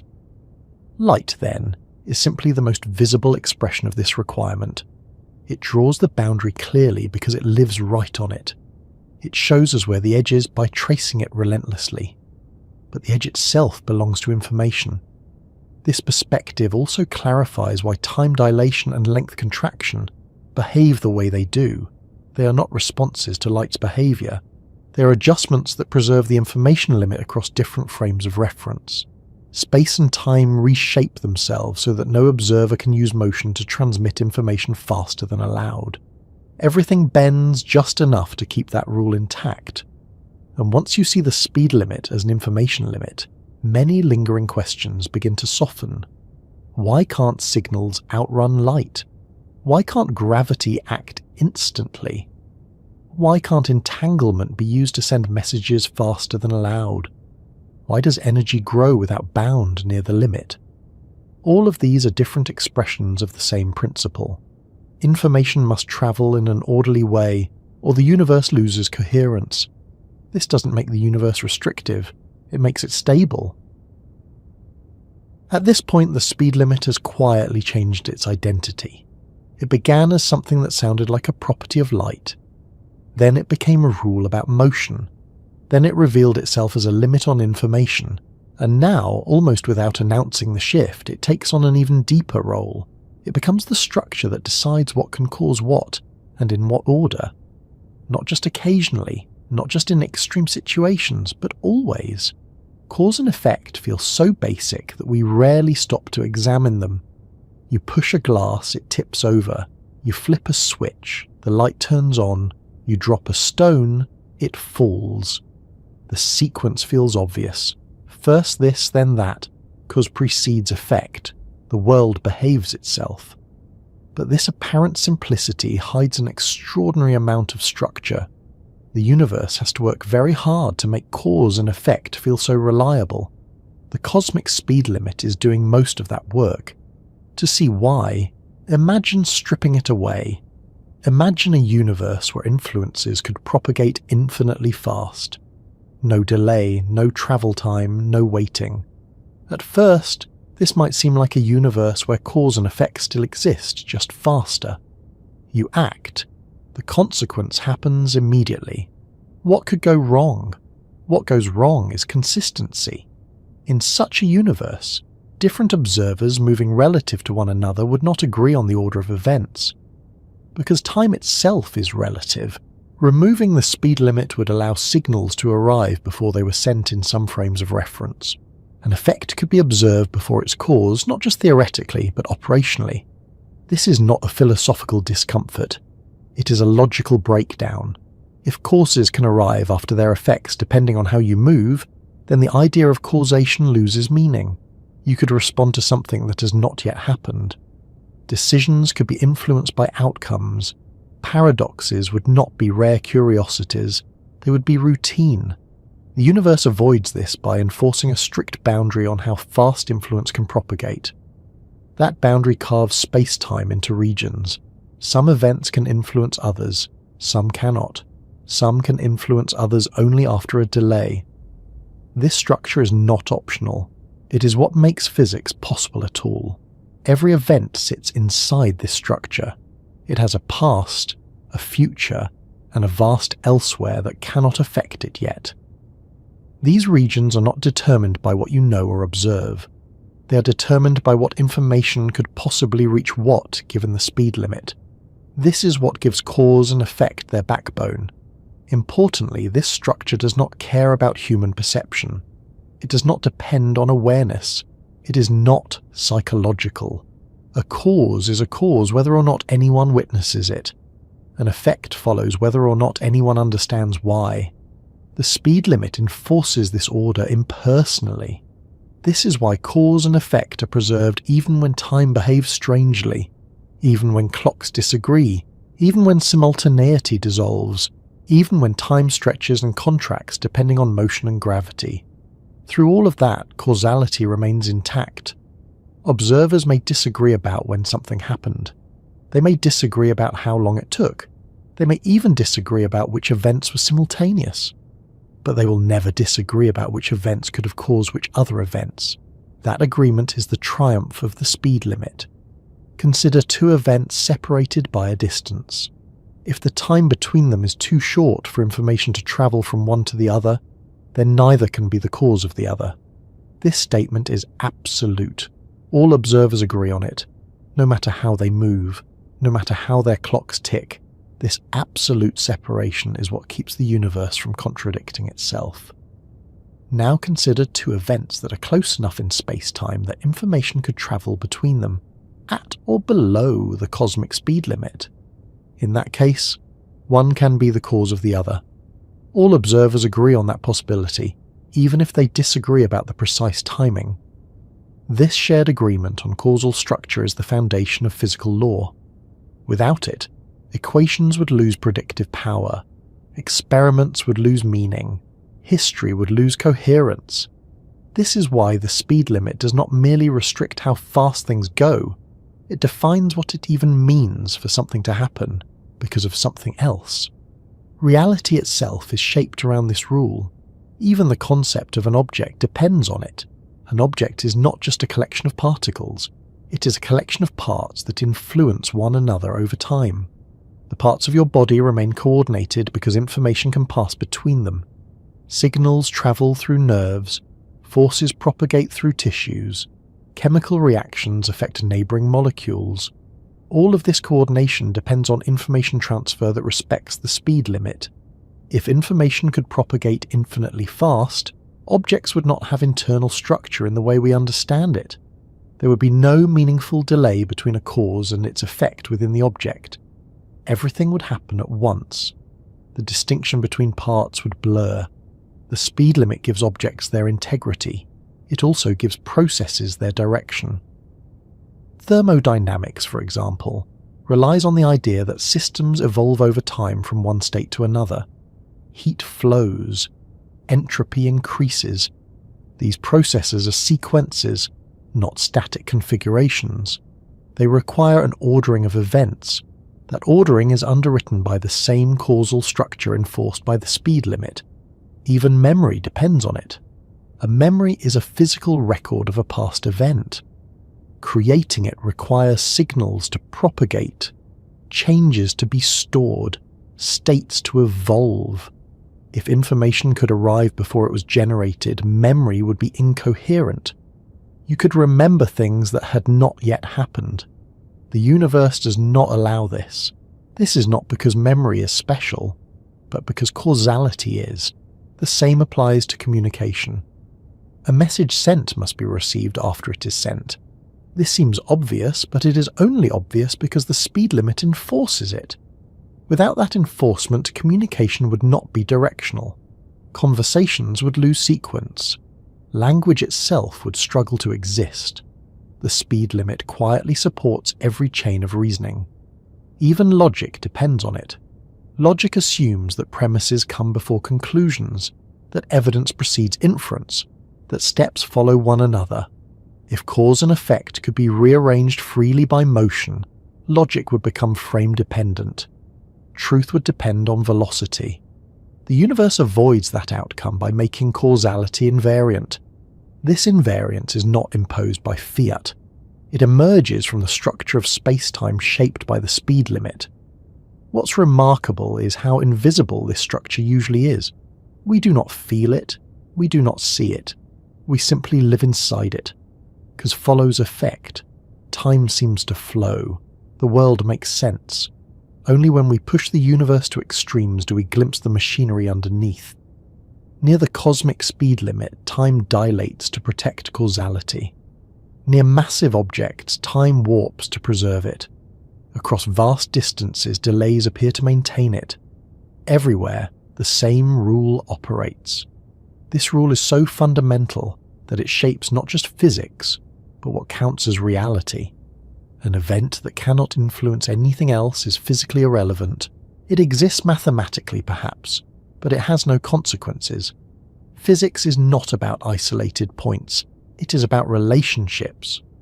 Those relationships are defined by what can affect what. The speed limit defines those relationships. This is why the limit appears even in discussions about the edge of the observable universe. There are regions of the universe whose light has not had time to reach us. We cannot be influenced by them yet. They exist, but they are causally disconnected from us for now. Our reality is bounded not by where space ends, but by where influence can reach. This boundary is dynamic. As time passes, more regions come into causal contact. More information arrives. The observable universe grows. All of this is governed by the same speed limit. It also explains why questions about what is happening right now everywhere are ill-posed. There is no universal right now. There is only what can influence what and when. Reality is not a single synchronized stage. It is a network of causally connected regions. The speed limit is the wiring diagram. Even the laws of physics themselves are shaped by this. They are local laws. They tell you how things evolve based on nearby conditions. They do not require instantaneous knowledge of the entire universe. They do not reach across space without delay. This locality is not an aesthetic choice. It is enforced by the speed limit. Without it, laws would have to be non-local. They would need to account for distant conditions instantaneously. The complexity would be overwhelming. Predictability would suffer. The universe chooses locality instead. This choice makes it possible for complex structures to form: galaxies, stars, planets, life, minds. All of these rely on interactions that propagate gradually, not all at once. Complexity requires patience. The speed limit builds patience into reality. Another way to see this is to notice how the speed limit protects the arrow of time. Entropy increases because processes unfold in sequences.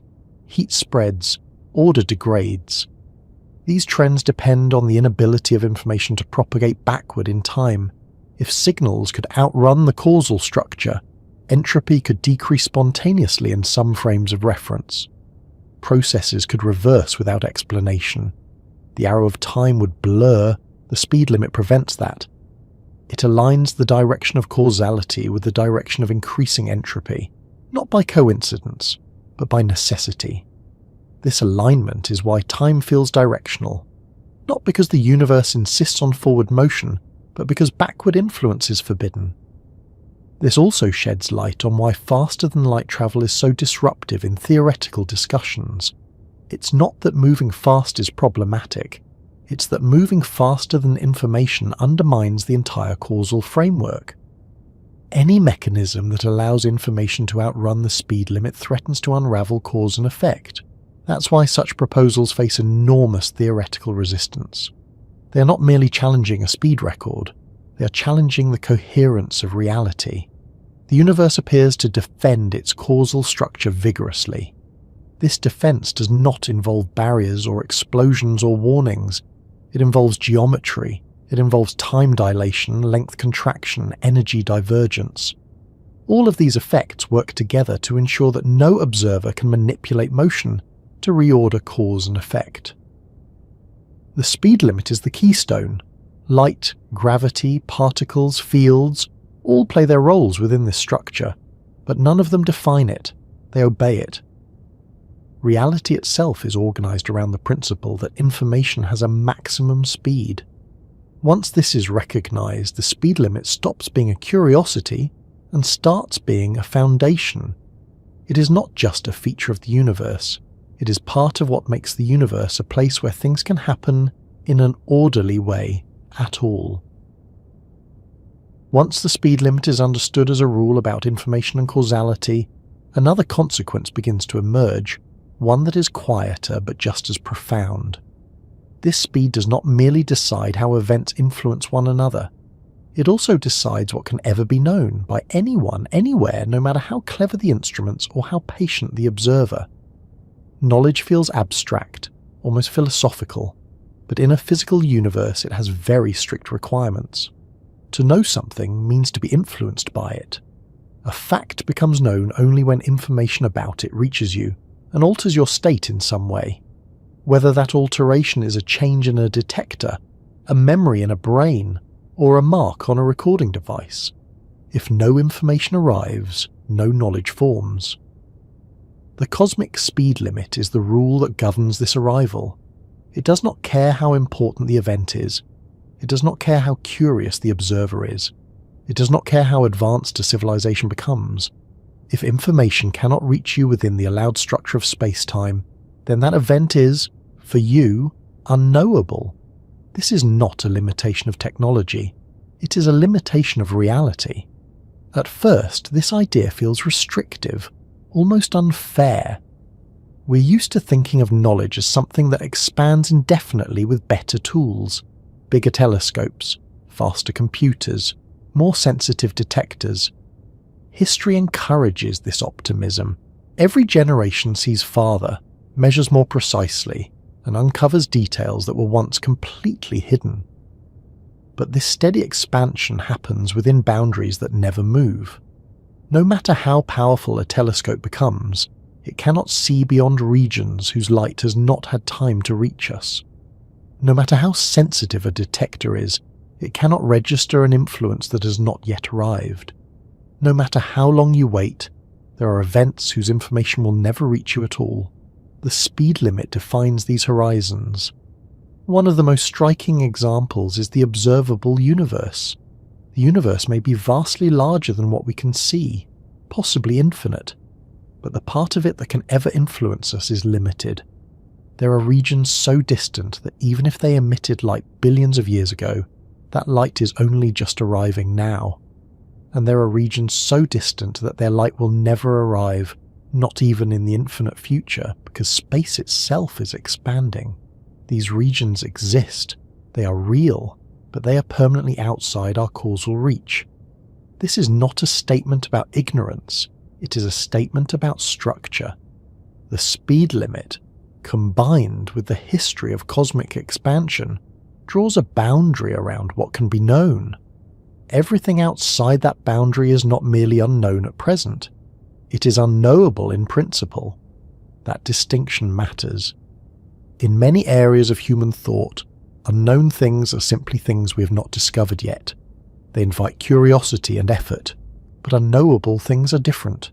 They are not hiding, they are inaccessible. No experiment can reach them, no signal can bring them closer. The universe contains facts that will never enter any book, never appear on any screen, never be thought by any mind. This is not because those facts are secret. It is because information about them cannot travel fast enough to cross the structure imposed by space-time. The same rule applies at smaller scales as well. Consider a supernova explosion in a distant galaxy. For years, centuries, or millions of years after it happens, it does not exist for us in any meaningful way. The event has occurred, matter has been rearranged, energy has been released, but until information reaches us, our reality remains unchanged by it. From our perspective, the explosion is not part of our present. It belongs to our future. This is not a poetic statement. It is a physical one. Events enter reality, for us, only when information arrives. The speed limit ensures that reality is layered. Different observers inhabit different slices of it, depending on what information has reached them. There is no single, global inventory of everything that is happening right now. This alone challenges a deeply ingrained assumption. We often imagine the universe as a giant snapshot, with all events existing simultaneously in some grand present moment. The speed limit quietly dismantles that picture. There is no universal now. There are only local nows, defined by causal contact. What you can know now is limited to what has had time to reach you. What you can know later depends on how long you wait and how fast information can travel. And what you can never know is determined by regions that will never be causally connected to you. This has profound implications for science itself. Scientific knowledge relies on observation, measurement, and inference. All of these require information transfer. Experiments must send signals to detectors, telescopes must receive light, probes must transmit data. The speed limit does not merely slow these processes, it defines their scope. There are questions that physics can answer, and questions it cannot, not because they are poorly formed, but because the answers lie outside our causal horizon. For example, what is happening right now in regions beyond the observable universe? The question sounds reasonable, but it has no operational meaning. There is no experiment that could ever verify an answer. There is no information that could ever arrive to confirm or refute it. The speed limit turns such questions into empty gestures, not false, not true, simply disconnected. This does not mean science is incomplete in a disappointing way. It means science is honest about its domain. The universe does not offer omniscience, it offers coherence. Another consequence of this limitation is that all knowledge is delayed knowledge. Even the light from the sun takes time to reach Earth. When you see the sun, you're seeing it as it was several minutes ago. When you see distant galaxies, you're seeing them as they were millions or billions of years ago. This delay is not an inconvenience. It is a fundamental feature of knowledge.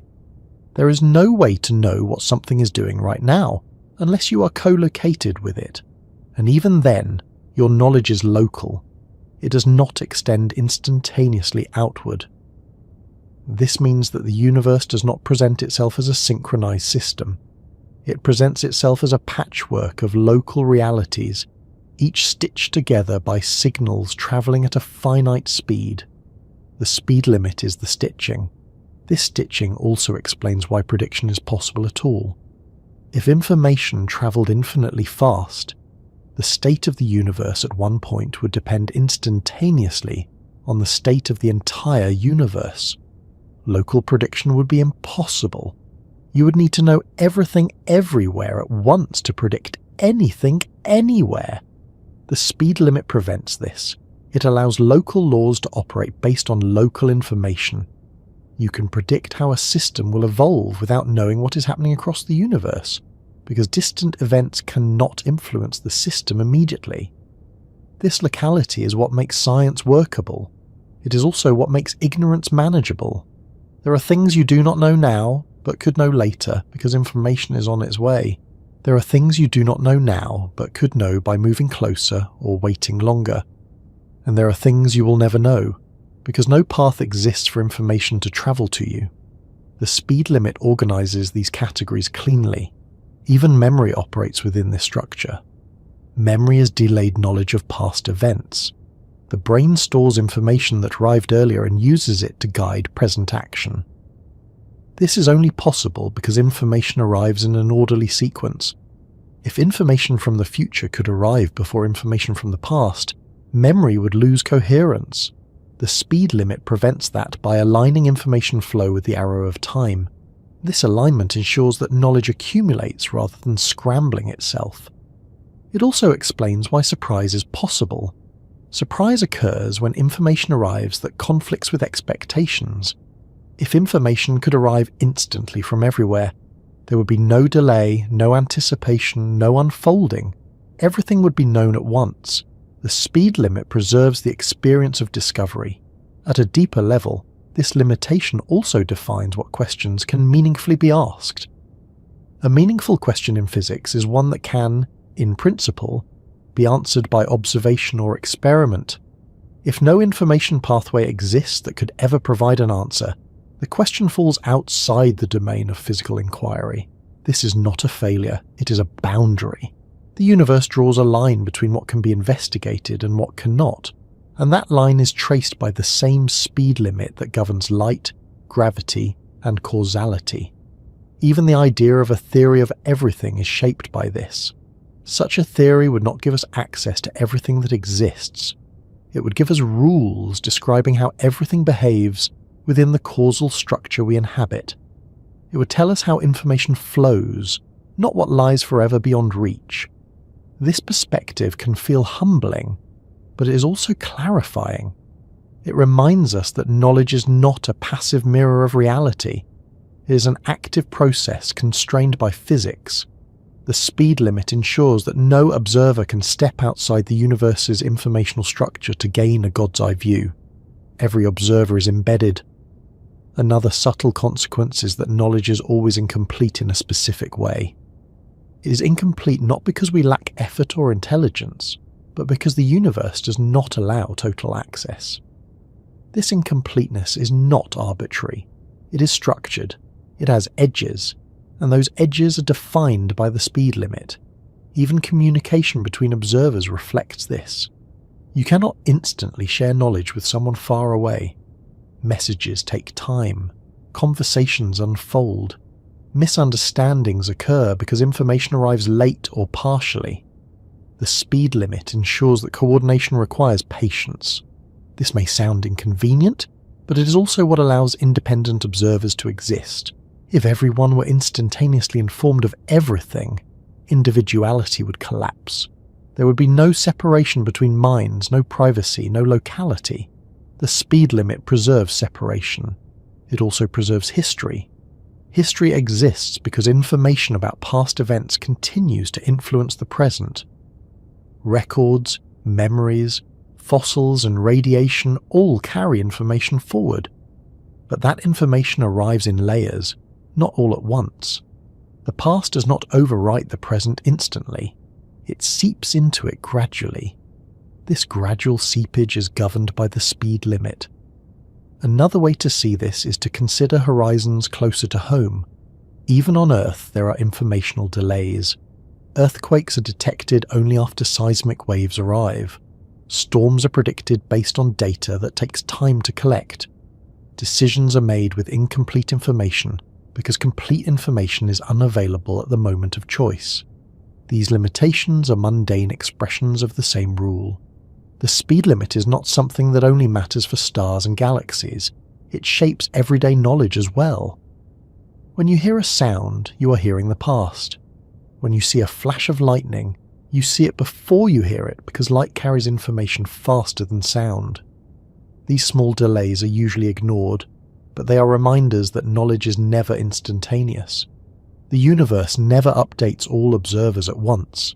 This also explains why time travel into the past is so problematic. To change the past, information would need to arrive before it was generated. That would violate the speed limit's alignment with causality. The universe resists this not through prohibition, but through structure. There is simply no path for such information to take. Returning to the cosmic scale, this limitation also shapes cosmology. Our models of the universe are built from the information that has reached us. They are necessarily models of the observable universe, not of the universe as a whole. This does not make them wrong. It makes them contextual. We infer properties of regions beyond our horizon using theoretical extensions, but those inferences can never be directly confirmed. They remain plausible, not provable. The speed limit ensures that some parts of the universe remain forever theoretical. This is not an accident. It is a consequence of how reality is stitched together. Even within the observable universe, there are delays that matter. Events we observe now may already have changed. Stars we see may no longer exist. Galaxies may have collided or dispersed. Our knowledge is always about what was, not what is. This is not a flaw in observation. It is the nature of observation. The speed limit guarantees that knowledge is retrospective, that retrospectivity also protects the consistency of experience.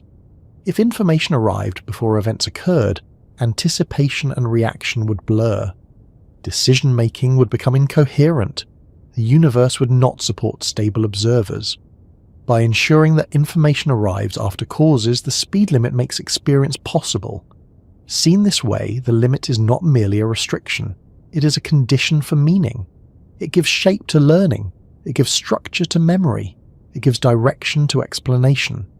It ensures that the universe can be explored gradually rather than consumed all at once.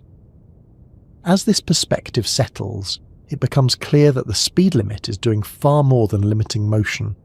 It is limiting access, influence, and awareness in a precise and necessary way. When we first encounter the concept of the cosmic speed limit, it often feels like a curious fact, an odd rule of nature that we must accept because it is written into the equations of physics. We come to think of it as a necessary restriction on motion, something that forces everything to obey a particular pace. But to truly understand the speed limit's significance, we must ask a deeper question. Why does the universe need a speed limit at all? Why isn't there room for faster-than-light travel, for instantaneous communication, for an even greater freedom of action? On the surface, this question sounds like it's challenging a mere physical constraint, something that limits how fast we can go. But as we begin to explore it, we realize that the speed limit is not just a mechanical detail in the functioning of the universe. It is the cornerstone of reality itself. It is what allows the universe to operate with consistency, coherence, and stability. In a deeper sense, the speed limit is not just a feature of the universe, it is the universe's organizing principle. Let's start by considering the basic nature of the universe before the speed limit existed. What would a universe without this boundary look like? In a world without a maximum speed for the transfer of information, there would be no sense of order. Causality, the principle that causes always precede effects, would not be universally valid. Imagine a scenario where a distant event influences another instantly. Now suppose two observers are moving at different speeds relative to each other. In one frame of reference, the effect occurs before the cause, while in another frame, the cause precedes the effect. This would create a universe where the order of events was not fixed. It would allow for paradoxes where an event could be both its own cause and its own effect. This is not just abstract theory. Such paradoxes are logically incoherent and would unravel the structure of reality itself. This is where the speed limit comes in. The universe imposes a maximum speed on the transfer of information, whether that information comes in the form of light, gravity, or any other signal, so that causality remains intact. This ensures that everything happens in an orderly, predictable way. It guarantees that effects follow causes, and that the chain of events can be traced consistently, no matter where you are, no matter how you're moving. At the heart of this question is the fundamental nature of causality. In a universe without a speed limit, events could influence one another instantaneously, and the structure of cause and effect would become entirely frame-dependent. The ordering of events could shift depending on an observer's position or motion relative to the events. This would create an utterly unstable universe, where the laws of physics could become subjective. The idea of what happens first would cease to have universal meaning. In that world, nothing would ever truly be connected in a stable, predictable way. The speed limit prevents this collapse by defining the maximum rate at which information, influence, or cause can propagate. It ensures that events follow one another in a way that everyone, no matter how they're moving, can agree on. It locks the structure of reality into place and guarantees consistency across all frames of reference. This is why the speed limit is not just a convenience or a technical feature. It's the thing that allows us to describe the universe with laws that hold universally. We've seen that without this limit, causality would break down, but that is just one part of the story. The speed limit also enables space and time to be meaningful. These two dimensions are not just abstract concepts, they are the very fabric that holds everything together. Time is the measure of cause and effect unfolding. Space is the separation between different events and objects, and it allows us to relate them to one another. But for space and time to be meaningful in the way we experience them, there must be a limit on how fast things can influence one another. Without this constraint, space and time would lose their structure, and they would collapse into a single, chaotic mass. Objects would no longer occupy distinct locations, events would no longer have clear sequences, and all of this would unravel into a kind of abstract soup, where nothing could ever be measured, predicted, or known. The speed limit is not just a consequence of the physical laws we observe, it is the reason those laws hold together. It is what allows objects to move through space, to age over time, and to influence one another with predictability and consistency. It turns space and time from something abstract and relative into the concrete structure we experience in our daily lives. Another aspect of this is the preservation of locality. Locality means that an event at one point in space cannot influence an event at another point faster than information can travel between them. This ensures that physical processes happen at a rate that can be measured and understood within the context of their surrounding conditions. If information could travel faster than light, it would introduce non-locality into the universe. Events would become instantaneously connected across vast distances, and the precise mechanics of how things interact would become fundamentally unpredictable. By enforcing locality, the speed limit anchors objects and events to a specific place and time. It ensures that any event is rooted in its context. This contextual connection is essential for the stability of physical processes. For example, the way objects fall due to gravity, the way particles interact in a field, and the way waves propagate through matter all depend on the fact that information can only travel so fast. Without this limitation, the universe would experience a kind of quantum disorder at macroscopic scales. The gravitational force would act instantaneously across galaxies, electric fields would communicate with infinite speed, and particles would interact in ways that could not be anticipated. Local laws of physics would cease to have the same meaning. They would become conditional, non-universal. One of the most profound consequences of the speed limit is its impact on the arrow of time. Time is directional. It flows in one direction, from past to future. This is something we experience every day. But time is not just a simple ticking of a clock. It's the way events unfold in sequence, the way cause gives birth to effect. The cosmic speed limit defines the rate at which causality moves forward. Without it, time could become more fluid, more chaotic. Effects could occur before their causes, creating a situation where past and future become meaningless. This is exactly why time cannot travel backward, and why processes like entropy unfold in one direction. The speed limit's role in preserving the arrow of time makes it a necessary feature of a stable universe. Without it, there could be no clear distinction between cause and effect, no reliable sense of past and future. Time itself would lose its structure, and with it, everything that depends on time, aging, memory, history, and even the concept of self. The speed limit's presence in the universe also answers a more subtle question. Why is the universe measurable in the way we experience it?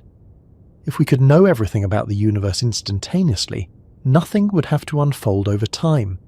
If we could access all knowledge at once, there would be no process, no change, and no development.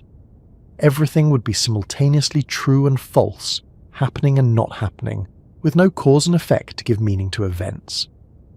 This is where the speed limit becomes crucial. By restricting the speed at which information can travel, it creates a measurable reality, one in which change occurs gradually and predictably. Events unfold in sequences. Information takes time to travel from one point to another. As information accumulates over time, we learn, adapt, and grow. Change becomes something we can observe and track. And this process of change, unfolding within the bounds of the speed limit, gives rise to the universe we experience. A universe that is coherent, stable, and knowable. So, why does the universe need a speed limit at all? It's not simply to restrict motion or to prevent superfast spaceships. The speed limit is what makes the universe function as a coherent, structured reality. It creates the framework within which causality, space, time, and even knowledge can exist in a stable, predictable way. Without this limit, cause and effect would break down, time would lose direction, locality would disappear, and knowledge would become impossible. The speed limit is not a feature of the universe. It is the organizing principle that makes everything in the universe possible, from the smallest particle interaction to the largest cosmic events. Understanding this is key because it shows that the speed limit is not arbitrary. It is not a result of technological constraints, nor is it a cosmic accident. It is the foundation of how the universe is structured. It is the reason why cause and effect are meaningful, why time flows in one direction, and why knowledge can be built over time. At this point, the speed limit has stopped feeling like a number. It no longer feels like a measurement you could write down, memorize, or compare. Instead, it has become something quieter and more pervasive, a constant that does not merely describe how the universe behaves, but reveals something about what the universe is. When physicists refer to this speed as a constant, they are not talking about constancy in the casual sense, like a value that happens to stay the same over time. They mean something deeper. This constant is woven into the structure of reality so thoroughly that removing it would require rebuilding the universe from the ground up. It is not an ingredient added late, it is part of the recipe itself. So what does that tell us about the nature of reality? To approach that question, it helps to notice how unusual it is that the universe contains such a constant at all. Many quantities in physics depend on conditions. Temperature varies, density changes, speeds usually depend on circumstances. Even forces can weaken or strengthen depending on distance or configuration. This speed does none of that. It does not depend on where you are. It does not depend on when you are.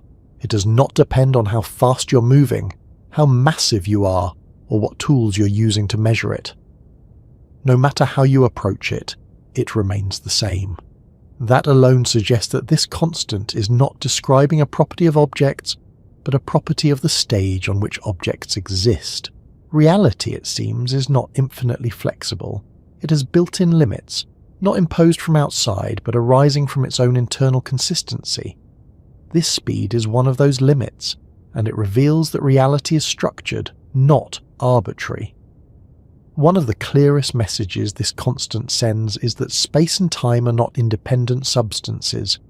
They are aspects of a single framework with a specific geometry. The constant links them together, converting units of time into units of space and vice versa. Without it, there would be no fixed relationship between distance and duration. In other words, the universe does not treat space and time as separate containers. It treats them as different expressions of the same underlying structure. This means reality is fundamentally relational. Distances do not exist in isolation. Durations do not exist on their own. They only gain meaning through how they relate to one another under the constraint of the constant speed. That relationship is not negotiable. No observer can redefine it. No experiment can bypass it. The constant is what ensures that all observers, no matter how differently they move, are still describing the same universe. This tells us something important about objectivity. In everyday life, we tend to think of objectivity as agreement on measurements, the same length, the same duration, the same simultaneity, but the universe does not require that kind of agreement. Observers can and do disagree about distances and times. What the universe requires is agreement on structure. All observers agree on what events can influence which other events. All observers agree on causal order. All observers agree on the boundaries imposed by the constant speed. This is a different, deeper form of objectivity. Reality, it turns out, is objective not because everyone measures the same numbers, but because everyone is constrained by the same relationships. That is a profound shift. It suggests that reality is not built from fixed quantities, but from fixed rules connecting quantities. The constant is one of those rules. It defines how space and time transform into one another, how motion redistributes experience, and how information propagates. Another thing this constant tells us is that the universe values consistency over convenience. If the universe were optimized for ease, it might allow instantaneous interactions. It might allow perfect synchronization. It might allow observers to know everything everywhere at once. But the universe does not choose that path. Instead, it chooses a structure that preserves causality even when perspectives differ. It chooses delays over paradoxes. It chooses limits over contradictions. This reveals a universe that is not chaotic at its core but disciplined. Not disciplined by external laws, but disciplined by internal necessity. The constant exists because without it the universe would not be self-consistent. That consistency is visible everywhere once you know how to look for it. It appears in the way energy behaves at high speeds. It appears in the way time responds to motion and gravity.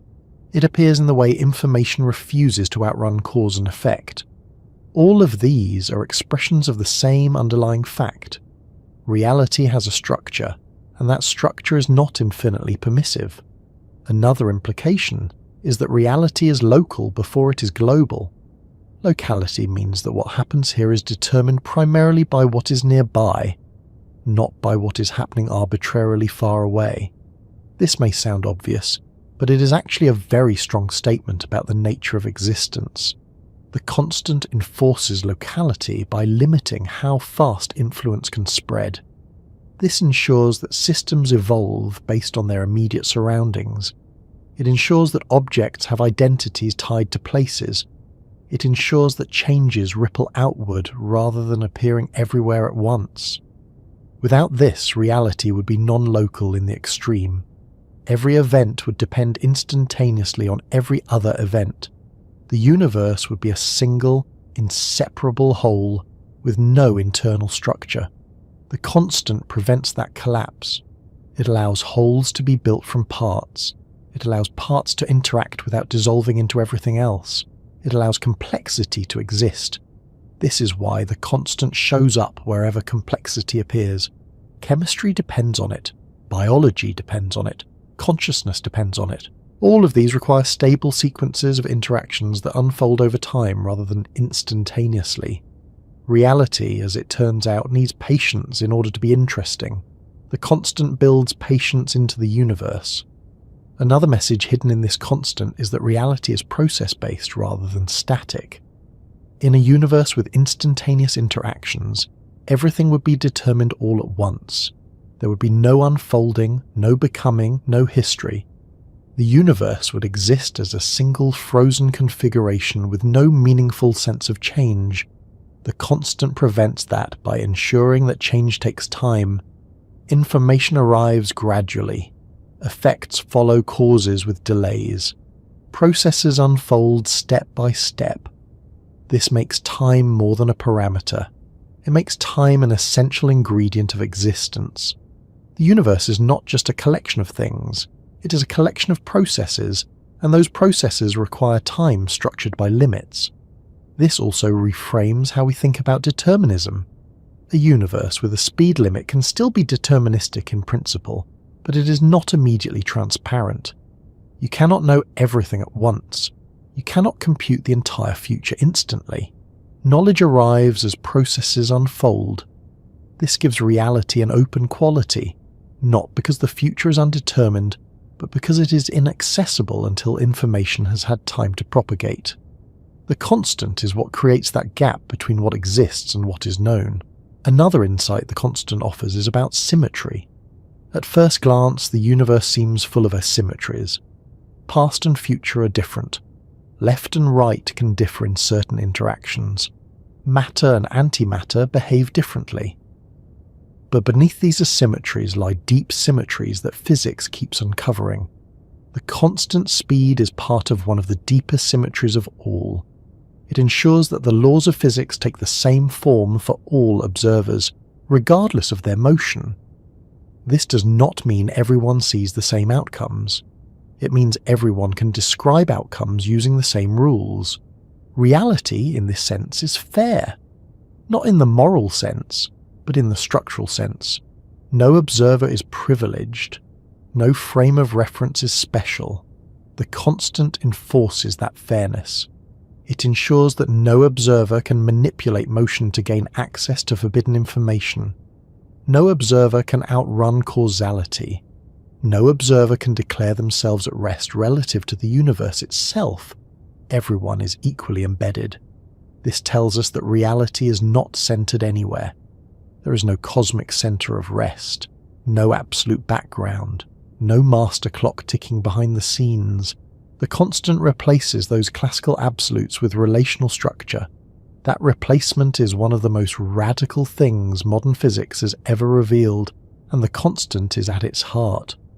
Another important implication is that reality has built-in horizons. Because information cannot travel faster than the constant speed, there are limits to what regions of the universe can influence each other. These limits are not walls in space, but boundaries in space-time. They define what is causally connected and what is not. This means reality is not a single connected arena where everything interacts with everything else. It is a patchwork of regions that gradually come into contact over time. Some regions never will. The constant ensures that these horizons exist and persist. It makes reality inherently layered. Different observers inhabit different informational worlds, depending on their location and history. This layered structure has consequences for everything from cosmology to philosophy. It means there is no complete, all-encompassing perspective available from within the universe. Every perspective is partial. This is not a flaw, it is a feature. A universe without horizons would be a universe without perspective. Everything would be equally accessible, equally present, equally influential. There would be no distinction between near and far, now and later. The constant prevents that flattening. It gives reality depth. Another thing this constant reveals is that limits are not necessarily constraints on freedom, but enablers of structure.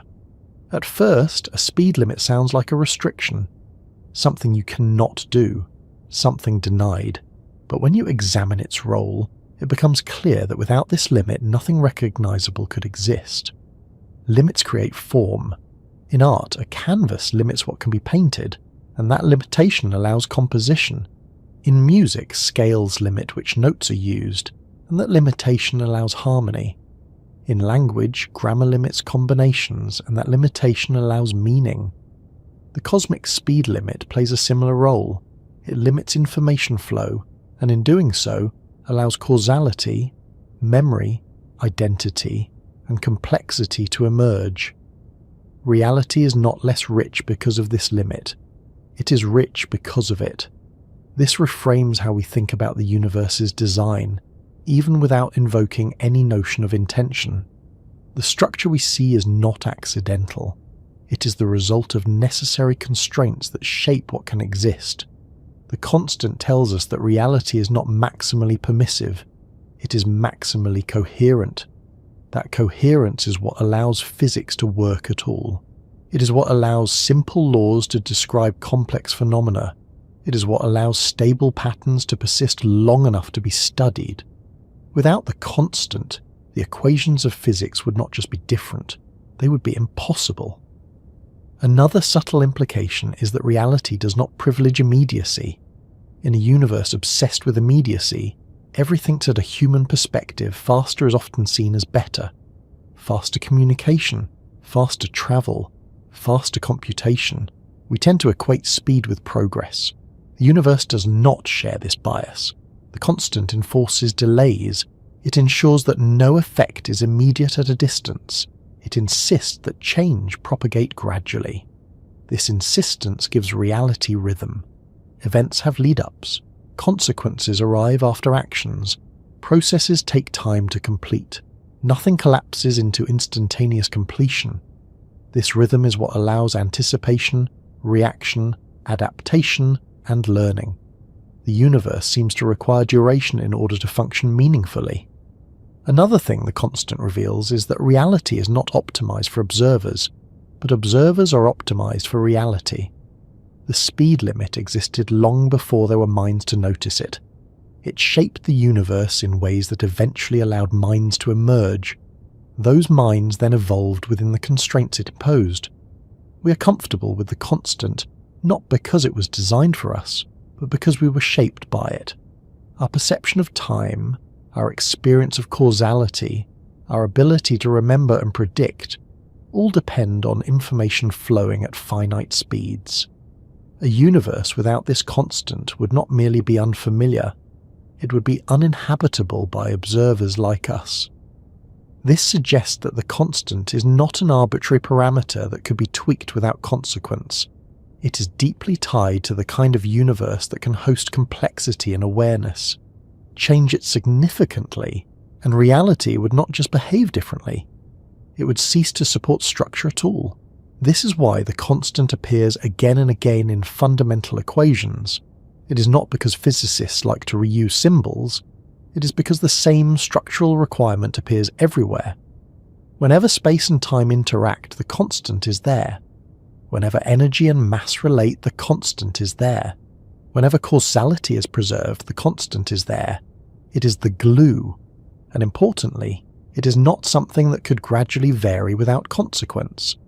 A universe where the constant drifted over time would be a universe where causality itself drifted. Past and future relationships would change. Horizons would shift unpredictably. Physical laws would lose coherence. The stability of the constant is as important as its value. This stability tells us that reality is not improvising moment to moment. It has a fixed underlying structure that persists. That persistence is what allows us to do science at all. When you step back and take all of this together, a picture emerges. Reality is not a loose collection of phenomena governed by arbitrary speeds. It is a tightly organized system built around a few deep constraints. The speed limit is one of those constraints, and it tells us that reality is structured, relational, local, process-based, causal, and finite in its connections. None of these traits are obvious from everyday experience alone. They are revealed only when we push our understanding beyond the familiar. And as this understanding deepens, the speed limit stops being something external, something imposed, something merely measured. It becomes a quiet statement about the kind of universe we inhabit, a universe where not everything can happen at once, a universe where events matter because they arrive in order, a universe where time has texture because it cannot be bypassed, a universe where knowing requires waiting. There is a quiet shift that happens once you stop thinking of the universe as something endlessly fast, endlessly immediate, endlessly available. When you accept that there is a maximum speed built into reality, not as a limitation of technology or imagination, but as a fundamental feature of existence itself, the universe begins to feel different. Less frantic, less demanding, more patient.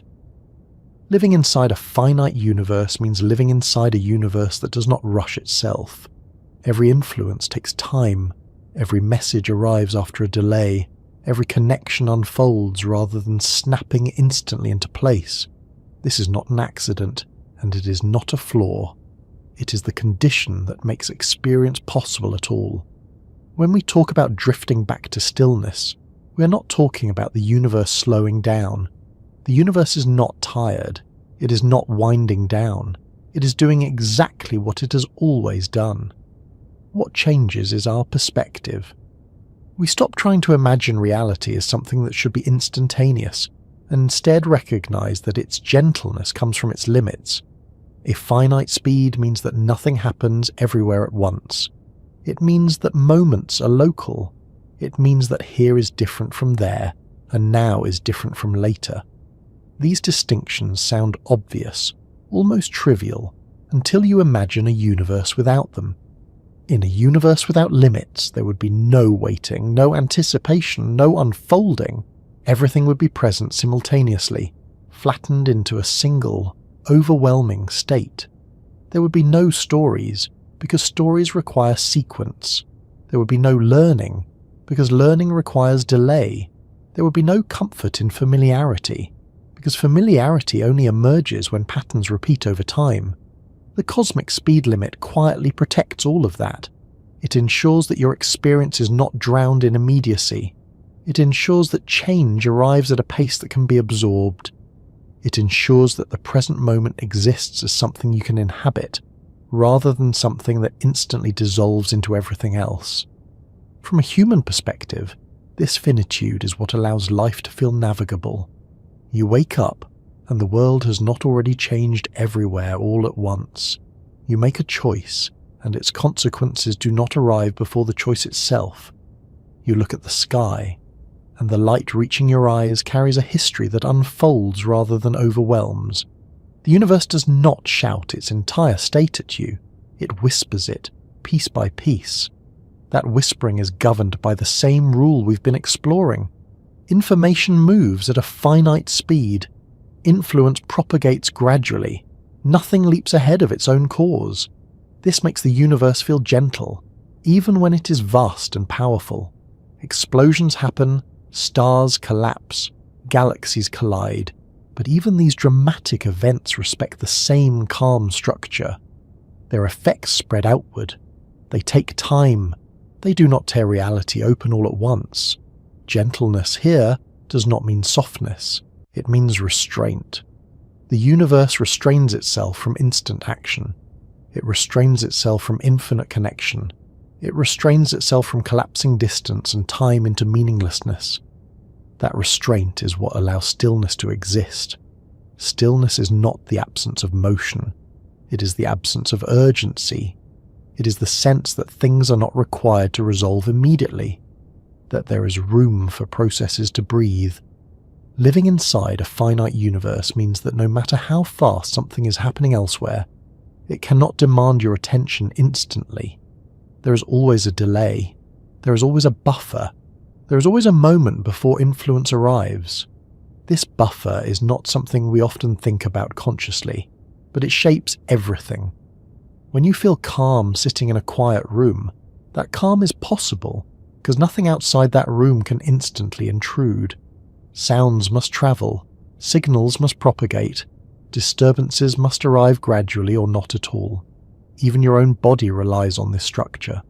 Signals in your nervous system take time to travel. Muscles respond after impulses arrive. Thoughts unfold as sequences, not flashes. Consciousness itself depends on processes that are not instantaneous. If everything inside you updated at once, thought would not exist. Awareness would collapse into noise. The speed limit protects inner experience just as much as it protects cosmic structure. There is also something deeply reassuring about knowing that the universe does not permit shortcuts that break causality. You cannot be undone by something that has not yet happened. You cannot be affected by events that have no path to reach you. The future does not leak backward into the present. This does not mean the future is predictable. It means it is properly separated. Separation is often treated as a problem to overcome. We talk about overcoming distance, overcoming delay, overcoming limits. But separation is also what allows individuality. It is what allows moments to be distinct. It is what allows rest. A universe where everything touches everything instantly would be a universe with no personal space, no pause, no privacy. The finite speed of influence gives reality breathing room. It also gives meaning to effort. If outcomes arrived immediately, effort would feel pointless. You would not work towards something. You would simply have it. Progress would lose its meaning. Because the universe enforces delay, effort matters. Waiting matters. Preparation matters. Even curiosity matters more in a universe where answers take time to arrive. When you look at the night sky, you are not seeing a live feed. You are seeing messages that have travelled for years, centuries, or millions of years. Those messages arrive calmly, without urgency. They do not demand interpretation. They simply offer themselves. There is something profoundly gentle about that. The universe does not force itself into your awareness. It allows you to encounter it gradually. This gradualness also shapes meaning. Meaning emerges when experiences accumulate, when patterns repeat, when connections form over time. None of that is possible in a universe that updates instantly. Meaning requires memory. Memory requires sequence. Sequence requires limits. The speed limit in this sense is not just a physical constant. It is a condition for meaning itself. Living inside this structure can change how we relate to uncertainty. There are things we do not know yet because information has not arrived. There are things we will never know because information never will. Instead of feeling frustrating, this can feel grounding. The universe is not withholding answers out of malice or mystery. It is simply structured in a way that makes complete access impossible. That impossibility is what keeps experience human. If you could know everything instantly, you would not be a participant in reality. You would be an observer without perspective. Perspective exists because access is limited. Stillness arises when we stop fighting that limitation. There is also a subtle comfort in knowing that nothing can rush toward you faster than the universe allows. No consequence can ambush you from outside causality. No influence can bypass time. This does not mean life is safe or predictable. It means it is structured. Structure is what allows resilience. Even grief and loss are shaped by this. News arrives. It takes time to process. Emotions unfold in waves rather than instant overwhelm. Healing happens gradually because the universe does not compress experience into a single moment. The same speed limit that governs galaxies governs hearts. When we talk about drifting back to stillness, we're not leaving science behind. We're noticing what science has been quietly telling us all along. The universe is not designed for speed. It is designed for coherence. Fast things happen, but they do not erase the slower ones. Sudden events occur, but they propagate gently. Even the fastest messengers respect the same calm boundary. This perspective can subtly shift how we think about progress and urgency in our own lives. We often feel pressured to act immediately, respond instantly, optimize endlessly. But the universe itself does not operate that way. It allows time. It insists on time. Nothing meaningful happens without it. You cannot shortcut understanding. You cannot accelerate wisdom past experience. You cannot receive consequences before actions. These are not moral rules. They are physical ones. The finite universe is not impatient. It does not reward haste for its own sake. This does not mean slowness is always better. It means speed is contextual. It has meaning only because it is limited. Light itself moves as fast as anything can, and yet even light does not arrive instantly. Even light takes time. Even light respects distance. If the fastest thing in the universe is patient, perhaps patience is not a flaw. There is also something quietly democratic about this structure. No matter how powerful, massive or energetic something becomes, it cannot dominate the universe by outrunning causality. No object gets special treatment. No influence gets to cheat. Everything participates under the same rule. That equality is part of what makes the universe feel stable rather than hostile. Living inside a finite universe means living inside boundaries that are the same for everyone. No one is closer to the center. No one has access to a faster clock. No one can step outside the flow of time. We're all embedded. That embeddedness is not a trap. It is what allows connection. Connections form because information arrives. Relationships develop because time passes. Understanding grows because experiences accumulate. If everything were immediate, nothing would develop.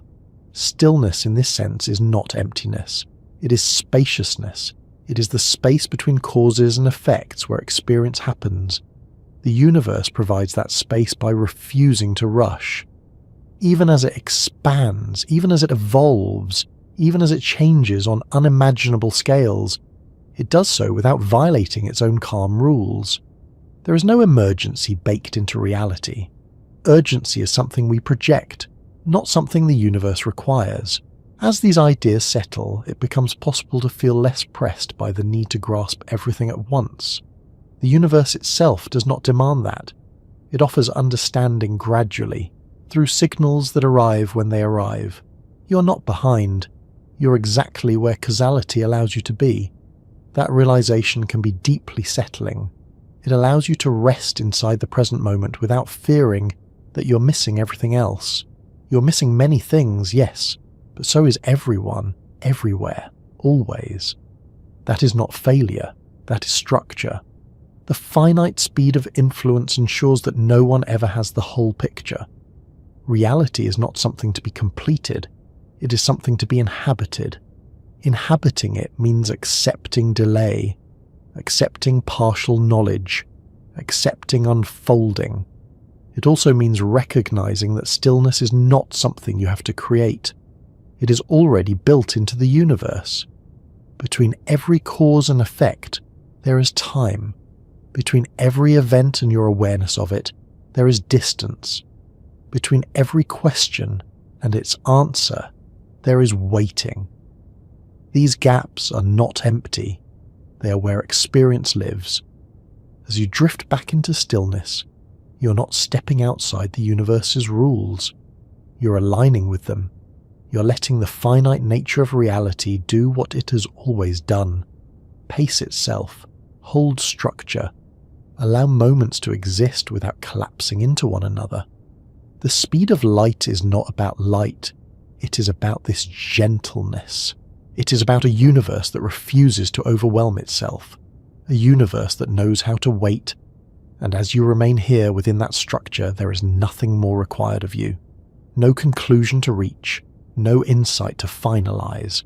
Just the quiet understanding that the same rule-shaping galaxies also shapes the calm space you occupy now, and will continue to do so, steadily, without rushing, as reality carries on exactly as it always has.